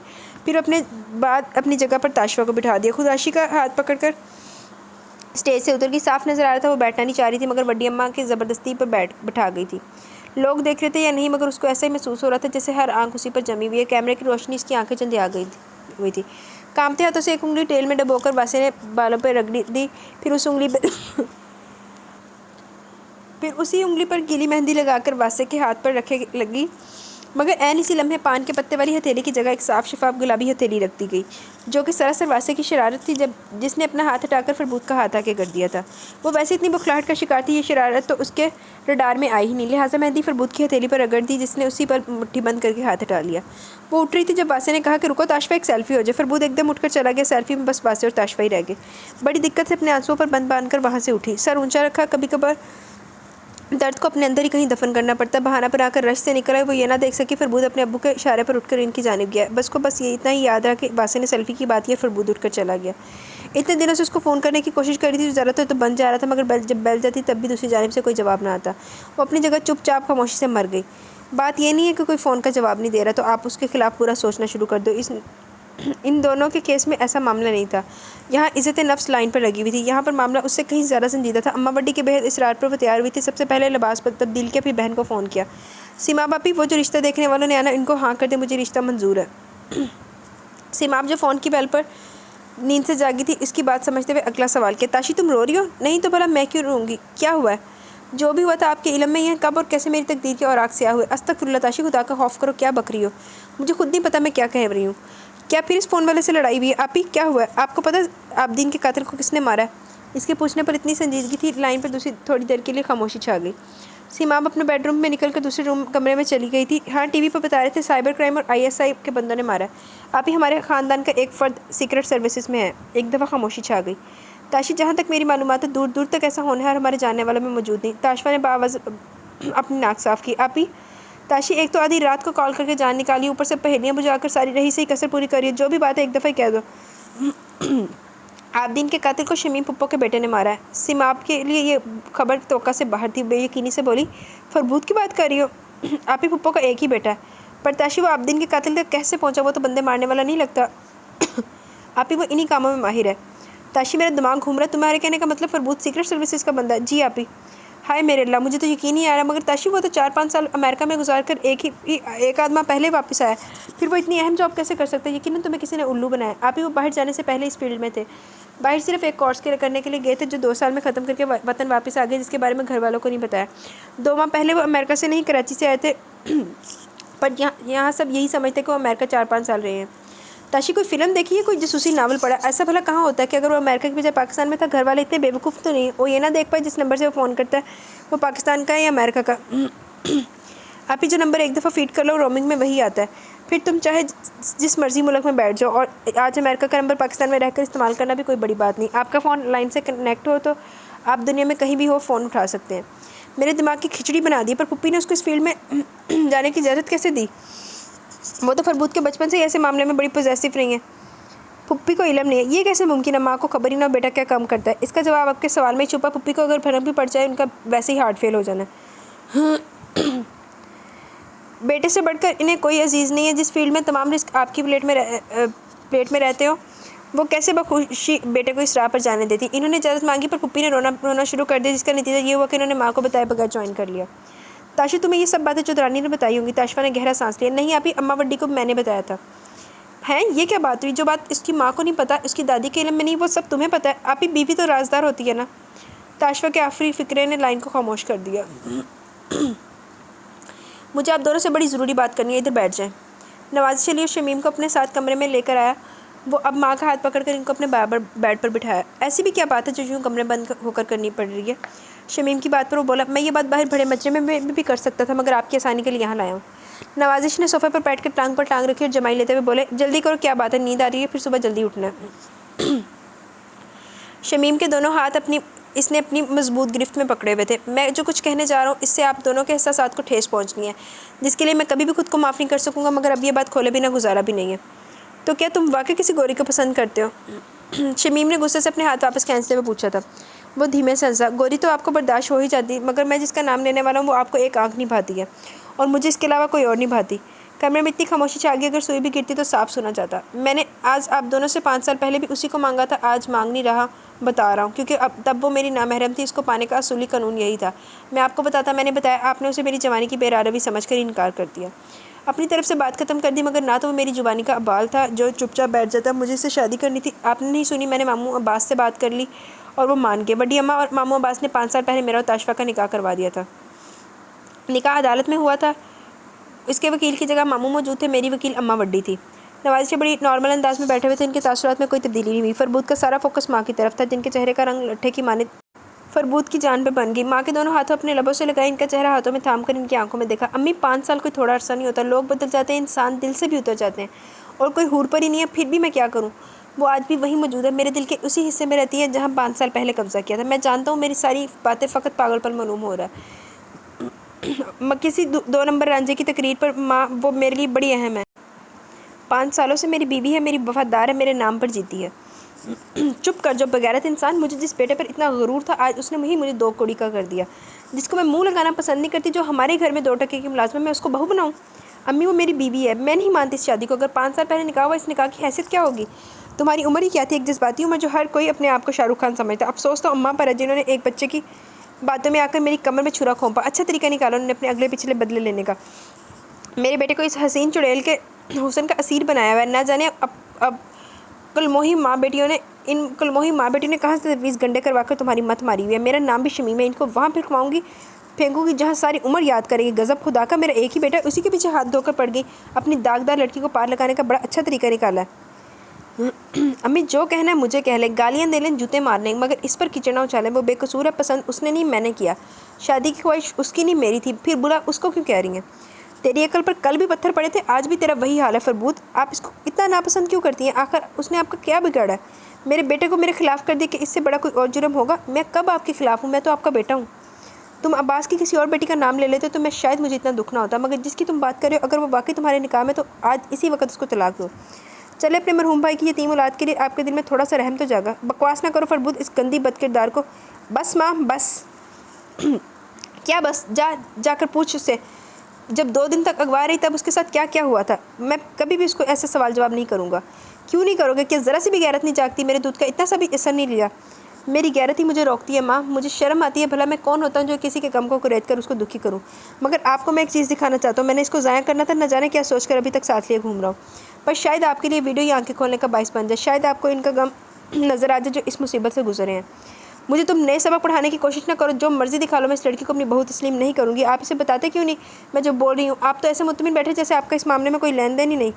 बोलने का सारा काम तो तुम कर लेती। जो बातें तुम्हें अब पता चल रही है वो मेरी माँ मुझे बहुत पहले से बता चुकी है। और इस वक्त बेटे को बेगैरत बोलने के बजाय उसकी लंबी ज़िंदगी की दुआएं मांगो। साहबजादे ने बड़ी मुश्किल राह चुने हुए हैं। मुझे आज सुबह इल्म हुआ ताशफा इसकी बीवी है, पिछले हफ्ते इसको टांग पर गोली लगी थी। तब ये ना तुम्हारे पास आया ना मेरे पास, ये अपनी बीवी के पास किया था। जब किसी भी इंसान को तकलीफ़ होती है इस वक्त वो इनको याद करता है जो दिल के बहुत करीब हो। हमें तो इस लायक भी नहीं समझता अपनी तकलीफ़ ही हमसे बांट ले। बाप के शिकवे के पीछे छुपा प्यार देखकर वो नए सिरे से शर्मिंदा हुआ। शमीम तो दंग बैठी रहेगी। आपको गलतफहमी हुई होगी, इसको क्यों गोली लगेगी? इसका तो ऐसे लोगों के साथ दूर दूर तक का ताल्लुक नहीं है जहाँ लड़ाइयाँ होने का खदशा हो। याद है वो छिछर वाली पुल पर जो कत्ल हुआ था, तुमने वो लाश उठाकर अस्पताल भिजवाई थी। कहीं उस कातिल ने तो तुम्हें नुकसान पहुंचाने की कोशिश नहीं की? मैं हमेशा से तुम्हें समझाती आ रही हूँ फरबूत, अपनी आदत पर कंट्रोल रखो। हीरो बनने का दौर नहीं है आजकल। तो लूट मार करने वाले भी मुतालबा बाद में करते हैं, हथियार पहले चलाते। कोहली कहाँ लगी थी? वो रोते हुए इसके हाथ बाजू कंधों पर हाथ फेर रही थी। फरबूत, जैसे कहानी वाले बादशाह की जान तोते में होती है, इसी तरह मेरी जान तुम्हारे अंदर है। तुम्हें कुछ हो गया तो माँ वैसे ही मर जाएगी। वो उसका घने बालों वाला सर दोनों हाथों में थाम कर वालहाना चूम रही थी। अम्मी मैं ठीक हूँ, टांग पर मामूली से जख्म आया। हाँ, इसी मामूली से जख्म में 2 बोतलें खून निकला था। वो झंझलाकर बोला, अब्बू यार आप मेरी मदद करें, मेरे लिए मजीद मुश्किल पैदा कर रहे हैं। मेरी जो मर्जी मैं करूँ, तुम्हारा इलाज भी यही है। बाप को लाइलम रखकर बड़े कौमी हीरो बने फिर रहे हो। ये अब कौमी हीरो कैसे बन रहा? तुम बाप बेटा सारी एक ही बार में क्यों नहीं चला देते? नवाज शरीफ ने फरबूत की जानिब देखकर इशारा किया। क्या बताओ? फरबूत ने नफ़ी में सर हिलाया और डरने की एक्टिंग करते बोला, मैं तो नहीं बता रहा, ये बड़ा मारेगी। इतना ही तुम्हें माँ की मार कर डर होता ना तो ये सब ना करते। शमीम ने बाकायदा रोते हुए कहा तो नवाज को आगे आना पड़ा। इन्होंने मुख्तसर सा सारा कुछ बता दिया। शमीम की हिचकी बन गई। मैंने इस लड़की के लिए मना कि तुमने इन्हीं दिनों में इसी से निकाह कर लिया।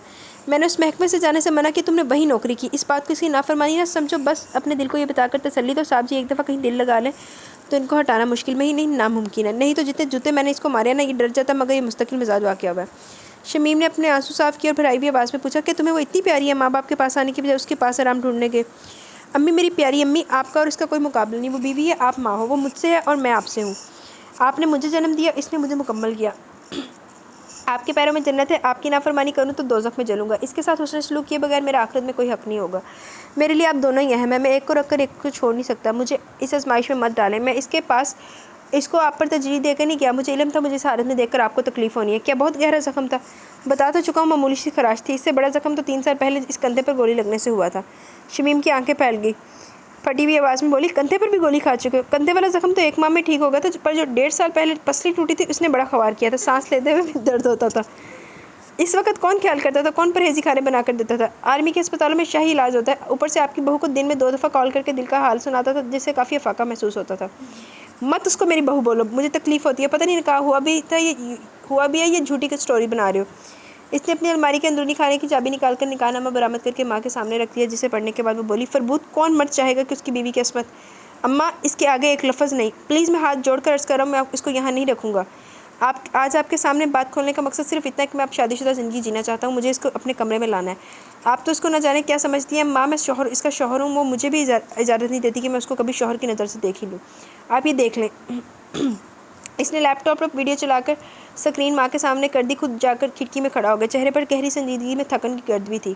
शमीम से वीडियो पूरी न देखी कि आधी देखकर इन्होंने लैपटॉप बंद कर दिया और पल्लू में चेहरा छुपाकर अपनी सिसकियाँ दबाईं। नवाज़ी चली नम आंखों से यकटक सामने दीवार को देख रहे थे। वो माँ के पास आए, उनको बाहों में समेट लिया। मुझे बस इतना बता दें जो इस मुश्किल आजमाइश से गुजरा हो, जिस आजमाइश से अब्बास मामू और उनकी सारी फैमिली गुजरी थी। क्या ऐसे में उनके साथ वो रवैया रखना जायज़ है जो आपने और आपके सब बहन भाइयों ने रखा? इनका बाइकआउट कर दिया, तनहा कर दिया, बेटी के नाम पर ताने दिए। अम्मी, अगर आबदीन की जगह वो सब आपके फरबूत के साथ हुआ होता तो आप पर क्या गुजरती? फरबूत बस कर, मेरा सीना फट जाएगा। मेरा आबदीन बड़ा प्यारा था, अल्लाह से ज़ालिमों को दोज़ख के निचले दर्जे में फेंके। और अम्मी, उनके लिए क्या सज़ा होगी जो मरे हुओं पर कीचड़ उछाल उछाल कर इनको मज़ीद तंग करें, इन आगे बढ़कर उनकी मदद करने की बजाय उन पर ज़िंदगी मज़ीद तंग कर दें। अगर आबदीन प्यारा था तो क्या ताशफा प्यारी नहीं है? या क्या वो इंसान नहीं है? वीडियो देखकर तो आपको यकीन आ गया होगा ना कि ताशफा को अगवा ज़रूर किया गया था, मगर उसके साथ कोई जिनसी ज़्यादती नहीं हुई। क्योंकि ताशफा इन लोगों का टारगेट नहीं थी। पर अम्मी, अल्लाह की कसम खाकर कहता हूँ, मैंने इससे मोहब्बत की है।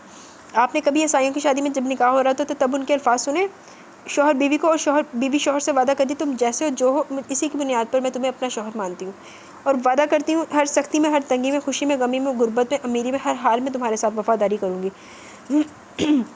यही अल्फाज शौहर दोहराता है। मेरा जब उससे निकाह हुआ था मैं इस बात से लाइलम था कि आप किस वजह से इसको नफ़रत की नज़र से देखती है। पर माँ, मैंने अल्लाह रसूल की सल्लल्लाहु अलैहि वसल्लम की गवाही में इसकी हिफाजत और बहबूद का ज़िम्मा अपने सर लिया। अब अगर मेरे पर अचानक ये खुले कि बचपन में मेरी बीवी को किसी ने जिस्मानी तौर पर अब्यूज़ किया था, तो क्या मैं उसे अपनी निकाह से निकाल दूँगा? ये निकाह जैसे अजीम और मुकद्दम रिश्ते की तौहीन ना होगी? और फिर मेरे में और हवस के मारे आशिकों में फ़र्क क्या रह जाएगा? क्या मैं इस कदर निचले दर्जे का इंसान हूँ? क्या मेरी तरबियत में औरत की इज़्ज़त रखी गई है? इसको ठोक बजाकर इसके खालिस और पाक होने का सबूत ढूंढूं? माँ, ये जहालत है, निकाह की तौहीन है। हाँ, अगर मुझे इसके खिलाफ अखलाक में कमी नज़र आई और मेरे निकाह में रहते हुए वो अपने होश हवास में किसी और मर्द के साथ जिनसी ताल्लुकात कायम करे, तब मैं इसको बदकिरदार मानूंगा। ये क्या जुल्म की इंतहा नहीं? एक लड़की को सिर्फ इसलिए बदकिरदार कहना क्योंकि इसको किसी ने अब्यूज़ किया था, जबकि वह इस वक्त बालग भी नहीं थी। ताशफा का रेप नहीं हुआ था। आज इस बंद कमरे में सिर्फ आपकी इस रवायती सोच की वजह से मैं खुलकर इस मौजू पर बात कर गया हूँ, पर आज के बाद मैं कभी भी इस पर बात ना करूँगा, ना सुनूंगा। मैं उसको मज़ीद इसकी अम्मी के घर नहीं छोड़ सकता क्योंकि वो इसकी घर शादी करने के सोच रही हैं। आपका मुझ पर बहुत बड़ा एहसान होगा अगर आप खालदा मुमानी से मिलकर सारी बात कर लें। ताशफा आपको बहू में के रूप में कबूल ना हुई तो मैं इसको मुल्क से बाहर सेट करवा दूँगा या किसी और शहर में रहाइश कर रख दूँगा। खुद आपके साथ रहूँगा। महीने में एक आध दफ़ा इसके पास होया करूँगा। वो वैसे भी मेरी बगैर रहने में माहिर हो गई है।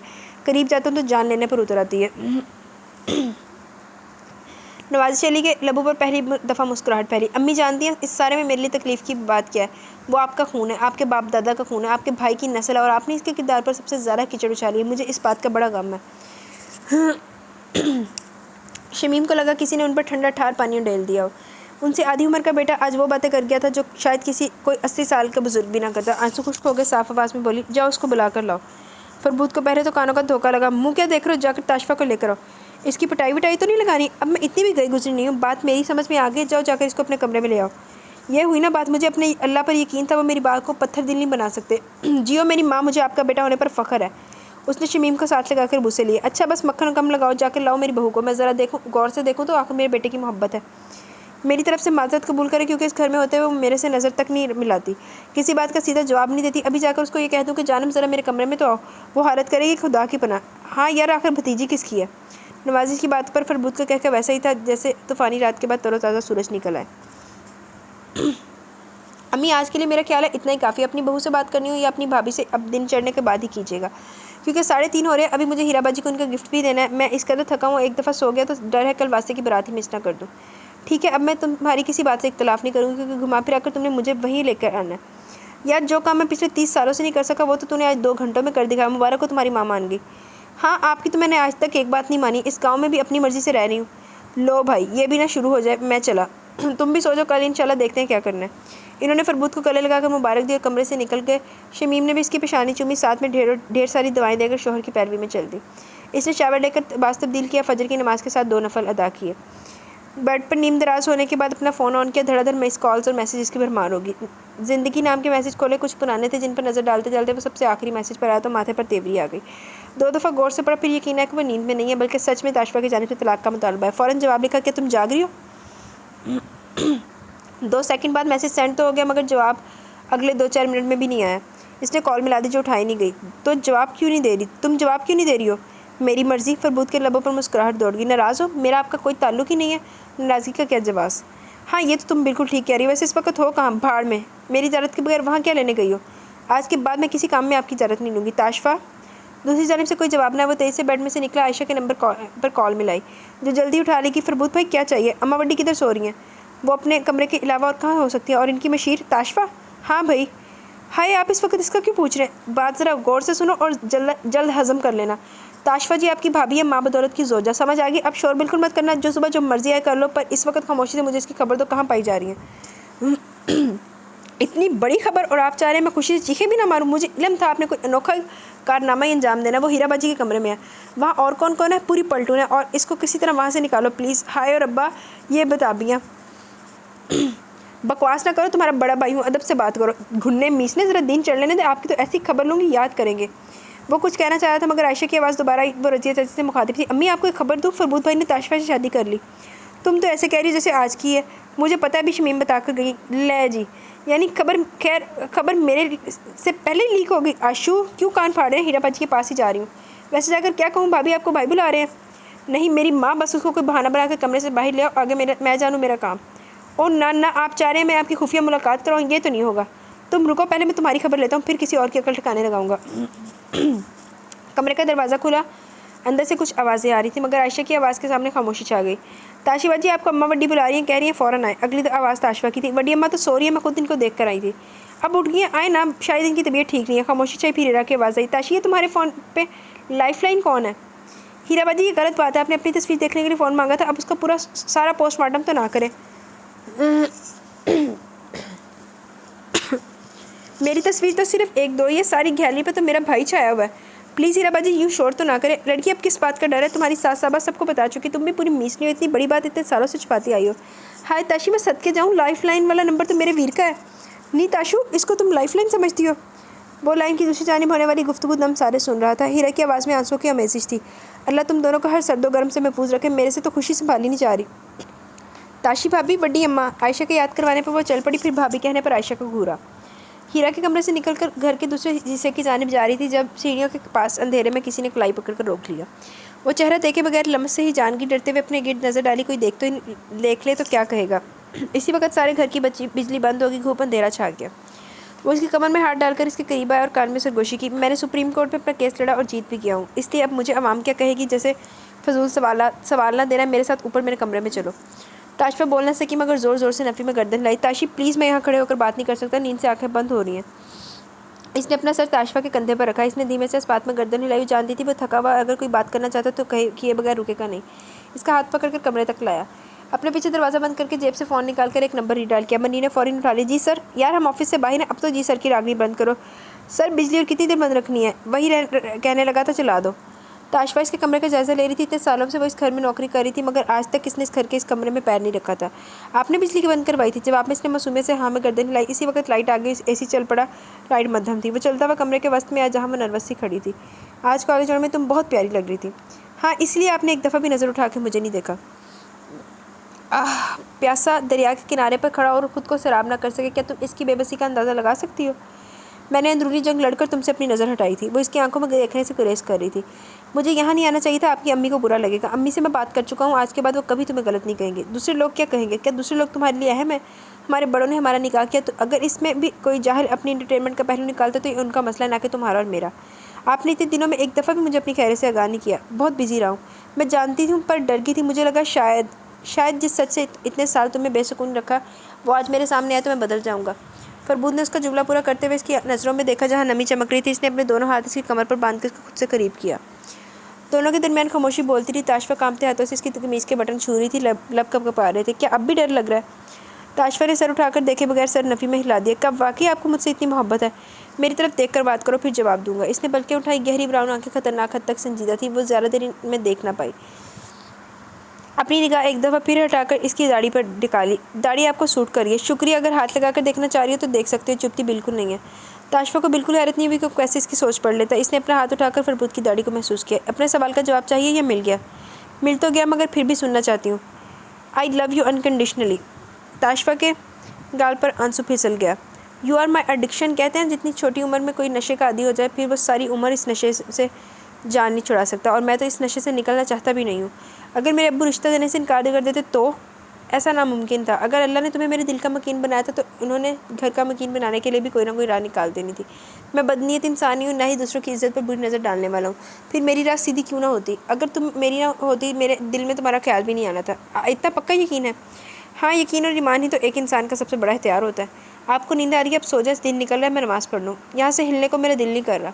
ताशफा ने मुस्कुराते हुए इसके गले की हड्डी को पहले हाथ से छुआ फिर लबों से। फरबूद के चेहरे पर बड़ी रिलैक्स मुस्कुराहट थी। तुम मेरे पास बैठो, मैं सो जाऊँगा तो चली जाना। वो अपने बिस्तर में लेट गया।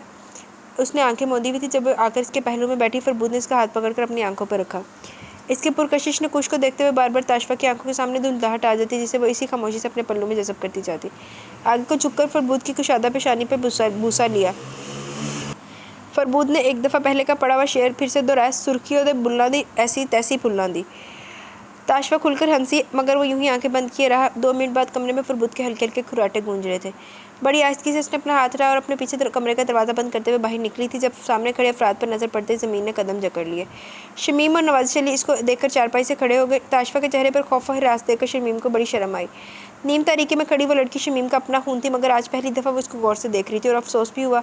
आज से पहले अपनी बेवकूफ़ी और जहालत की ऐनक से वो इसके मासूम चेहरे को पहचान ही ना पाई थी। आज देखा तो इस पर अपना महरूम भाई नजर आया। आंखें भर आईं। इन्होंने बाहें खोल दी। ताशफा बुतमन की पलकें तक साख थी। शमीम ने बाहें खोली तो थोड़ी झिझक के बाद वो आकर इनके सीने से लगी। दोनों फूफी भतीजी रो रही थी। नवाज़िश ने ताशफा को अपने साथ लगाकर सर पर हाथ रखा। बस करो, तुम दोनों की आवाज़ सुनकर अंदर फरबूद बेआराम होगा। मैं हाल का बंदोबस्त करने जा रहा हूँ। फरबूद और ताशफा का निकाह सबसे पहले हुआ था, इनकी रुखसती भी इनसे पहले होगी। वो शमीम को हिदायत देते बोले, तुम ताशफा को साथ ले जाओ, जाकर खालदा भाभी को मना कर लो। वापसी पर इन दोनों की ज़रूरी शॉपिंग भी कर लेना। शमीम ने ताशफा के चेहरे पर बूसा दी और आंसुओं के दरमियान मुस्कुरा दी। इसी दिन फरबूद को 1:30 बजे के करीब ज़बरदस्ती नींद से बेदार करने वाले वासे और मुनीर थे। उसी शाम लाहौर में अपने मामों के घर में मौजूद मरियम ने अपने नए फ़ोन पर एक ईमेल मौसूल की, जिसमें दूल्हा दुल्हन की तस्वीर के नीचे साथ लिखा था, मिस्टर एंड मिसेस ताशफा फरबूद। मरियम ने बेख्तियार वो तस्वीर चूम ली और इसी वक्त उसका प्रिंट आउट निकलवाकर अपने पास महफूज कर लिया। अस्सलाम वालेकुम। मैं तमाम हाज़रीन महफ़िल को दिल की गहराइयों से खुशामदीद कहती हूँ। आज यहाँ पर मेरी फ़ैमिली के लोग मौजूद हैं। पिछले 2 साल से हमारे इस सफ़र में हमारा साथ देने वाले दोस्त अहबाब मौजूद हैं, और वो लोग तमाम लोग जिन्होंने किसी न किसी तरह इस प्रोजेक्ट को, जिसका मैं एक ख्वाब का नाम भी देती थी, इस ख्वाब को हकीकत बनाने में हमारा साथ दिया। मैं आपका ज़्यादा वक्त नहीं लूँगी, बस आज आप सबका ज़ाती तौर पर शुक्रिया अदा करना चाहती हूँ। कहते हैं चैरिटी सबसे पहले अपने घर से शुरू करो। मैं इस मामले में इंतहाई खुशकिस्मत हूँ। अल्लाह ने मुझे ऐसी फैमिली से नवाजा जो ऐसे कामों में एक दूसरे पर सबकत ले जाने की कोशिश रहते हैं। मैंने अपनी इस ख्वाहिश का इज़हार सबसे पहले अपनी दोस्त, अपनी साबका बॉस और हालिया दादी सास चौधरानी जी से किया। इन्होंने इसी वक्त मुझे 1 करोड़ की डोनेशन देकर कहा, ये लो सरमाया और अल्लाह का नाम लेकर काम शुरू करो। मेरी तो समझ में नहीं आया। फ़ौरन जाकर अपने शौहर से बात की, ये हुआ है, अब क्या करूं? उन्होंने कहा क्या काम करो। जैसे जैसे खबर फैली मुझे अमदाद मिलना शुरू होगी। मेरे अब्बू जी नवाज़ अली की जानिब से मुझे ये ज़मीन अलॉट हुई जहां पर आज ये शानदार इमारत खड़ी है, जिस इमारत की अफ्ताही तकरीब में मैं आप सबसे शरीक है। यहाँ अगर डॉक्टर एमन साले, मरियम अरसलान और मुराद भाई की सारी फैमिली को मेंशन न किया जाए तो बहुत बड़ी नाइंसाफ़ी होगी। मैं आप सबकी मशकूर हूँ। आपके जज्बे और जुनून के सामने शुक्रिया बड़ा हकीर सा लफ्ज़ है, मगर फिर भी आप सबका बहुत बहुत शुक्रिया। इसके साथ मैं मेरी माओ के एहसानमंद हूँ। प्रोजेक्ट आधा मुकम्मल हुआ जिन दिनों अल्लाह ने मुझे माँ बनने की खुशखबरी दी। हम सभी बहुत खुश थे। मेरे दिल में परेशानी भी आई कि अब काम का क्या होगा, कहीं रफ्तार सुस्त ना पड़ जाए। अगर शोहर ने काम छोड़कर घर बैठ जाने का हुक्म दिया तो क्या करूँगी? क्या एकदम से सब छोड़ दूँगी? पर मेरे तमाम खदशे ही रहे। दोनों माओं ने मुझे एक दिन भी घर से बाहर नहीं निकलने दिया, पर सारे काम भी होते गए। हीराबाजी और वासे भाई ने मुकम्मल तौर पर चार संभाल लिया। ऐसे माँ बाप मेरी चिड़चिड़ी तबीयत सहती नहीं। खैर, ये फैमिली सागा बहुत तवील है। जब 1 साल सवा साल की बच्ची ने स्टेज पर चढ़कर भागना शुरू किया तो सारे हाल में कहका दौड़ गया। वो भागकर बच्ची तक गई और उसको गोद में उठा लिया। वो जो मचल कर स्टेज के नीचे खड़ी 3 पीस सूट में मलबूस शख्स की जानिब लपक रही थी, जिसकी गोद में से निकलकर वो स्टेज पर आई थी। वो बच्ची इसी शख्स की कार्बन कॉपी थी, इसी जैसा नाक, इसी के जैसे होंठ। मजबूरन उसकी माँ को बच्ची इसके बाप के हवाले करनी पड़ी। जैसे वो गोल मटोल सी बारबी डॉल बाप की गोद में उतरी, खुशी से तालियां बजाने लगी। बाबा बाबा जवाब में उसने बेटी के गाल पर प्यार किया और स्टेज से दूर हट गया। वो वापस माइक के पास आई, आवाज़ से जज्बात के सैलाब के पीछे खो गई। गला खंगारते हुए बोली, मैं अभी आपसे अपनी पर्सनल ज़िंदगी की एक झलक देख ली है। अंदाज़ा हो गया होगा मेरे दिन रात कैसे गुजरते हैं। ये बाप बेटी एक दूसरे के दीवाने हैं और मैं इन दोनों की दीवानी हूँ। Back to the topic. सबसे आखिर में उस हस्ती को शुक्रिया कहना चाहती हूँ जिसने मुझे ये सब कुछ दिया, एतमाद, एतबार, मोहब्बत, मान। इसने कहीं मुझे कोई कमी छोड़ी ही नहीं। एक दफ़ा मैंने एक फ़िल्म देखी थी, बल्कि मैंने बड़ी अम्मा ने इकट्ठे बैठकर देखी थी। वो बड़ी अम्मा की जानिब देखकर दिलकशी से हंसी। क्या करें, जब यारी अपने से बड़ी उम्र के फ़र्ज से हो जाए, यारी तो यारी है। तो मैं वो फ़िल्म देखते हुए बड़ा रोई थी। When a man loves a woman. आखिर ये बड़ी अम्मा से ये सवाल भी पूछा, ऐसे आदमी कहाँ पाए जाते हैं? बीवी नशे की आदी हो गई, 2 इनकी छोटी बेटियाँ होती हैं, माँ वॉशरूम के फर्श पर गिरी होती है, नहीं पता मर गई है या जिंदा है। एक इंतहाई जज्बाती ड्रामा, बीवी इतनी नीचे गिर जाती है और वो मर्द फिर भी उसका साथ नहीं छोड़ता। वो दोनों लड़ते हैं, एक दूसरे को बुरा भला कहते हैं और अगर वो आदमी चाहता तो उसको छोड़कर आगे बढ़ जाता है, बच्चों की ज़िंदगी से उस औरत को निकाल देता। मगर नहीं, उसने आखिर तक उम्मीद नहीं छोड़ी। बड़ी तकलीफें आई पर वो डटा रहा और एक दिन इलाज के बाद बीवी ठीक हो गई। मेरे करीबी बाप भी जानते हैं, माजी की ताशफा मरकर भी ये नहीं सोच सकती कि वो इतने सारे लोगों के सामने यूँ खड़ी बोल रही होगी। मैं पस मंज़र में रहने की आदी थी, हजूम देखकर टांगें कांपने लगती थी, पर अल्लाह का जितना शुक्र अदा करूँ कम है। जो फ़िल्म देखकर मैं रोई थी वो तो हॉलीवुड की फ़िक्शन कहानी थी। अल्लाह ने मुझे असल ज़िंदगी में ऐसे साथी से नवाज दिया जिसके साथ ने मुझे सरता पाप बदल दिया। बहुत शुक्रिया फरबूद नवाजिश, आप मेरी ज़िंदगी में आए, मुझे इतनी प्यारी बेटी दी। मैं आप दोनों के बगैर ज़िंदगी का तसव्वुर भी नहीं कर सकती। अल्लाह पाक आपको मेरी उम्र भी लगा दे। Thank you so much. जब दोनों की नज़र मिली तो फरबूद ने दूर से ही इसको आंख मार दी। फरबूद भाई शर्म करे, अपनी बीवी को पब्लिक में आंखें मार रहे हैं। फरबूद हंसते हुए मरियम की तरफ मुड़ा। तुम भी शर्म करो, पब्लिकली बैठकर हमारी प्राइवेसी में झांक रही हो। मरियम ने कहकर मारा, यानी उल्टा चोर कतवाल को डंडे। 3 एकड़ पर बने बेघर बच्चों के लिए शेल्टर होम बनाया गया था जिसमें 500 बच्चे रह रहे थे। ये एक छोटी सी इब्तदाई काविश थी जिसमें आने वाले वक्त के साथ इजाफा ही होना था। एक लफ्ज़ मोहब्बत का इतना ही फसाना है, सिमटे तो दिल आशिकाना, फैले तो ज़माना है। जी तो गाइज़, यहाँ पे हमारा अपना नावल अपने इख्तिताम को पहुँचा। कैसा लगा ये आपको खूबसूरत सा नावल, जिसमें बहुत से माशरती पहलू की अक्कासी भी की गई थी और बहुत सी माशरती बुराइयों की भी उजागर किया गया था और बहुत कुछ इन्फॉर्मेटिव भी था। आप लोगों को सबको, बल्कि हम सबको इससे ज़रूर कोई ना कोई सबक हासिल करना चाहिए कि अपने बच्चों को हमने किस तरह से प्रोटेक्ट करना है, क्योंकि आजकल का माशरा ना हमारी बच्चों के लिए सेव है और ना हमारे बच्चों के लिए सेव है। तो किस तरह से बच्चों को प्रोटेक्ट करना है, बच्चों को अपनी नज़र के सामने रखना है, उनको किस तरह से करना है, हमें मुझे तो काफ़ी कुछ सीखने को मिला और काफ़ी इन्फॉर्मेटिव, बहुत अच्छा नावल था। ये मेरा one of most favourite novel है। तो आप लोगों को कैसा लगा ये नावल? आप लोग भी अपनी राय का ज़रूर इज़हार कीजिएगा। इंशाल्लाह कल मिलेंगे दूसरे नावल के साथ और जन्नत के पत्ते की भी न्यू एपिसोड आएगी। तो तब तक के लिए अपना बहुत सारा ख्याल रखें, दुआओं में याद रखें। अल्लाह हाफ़िज़।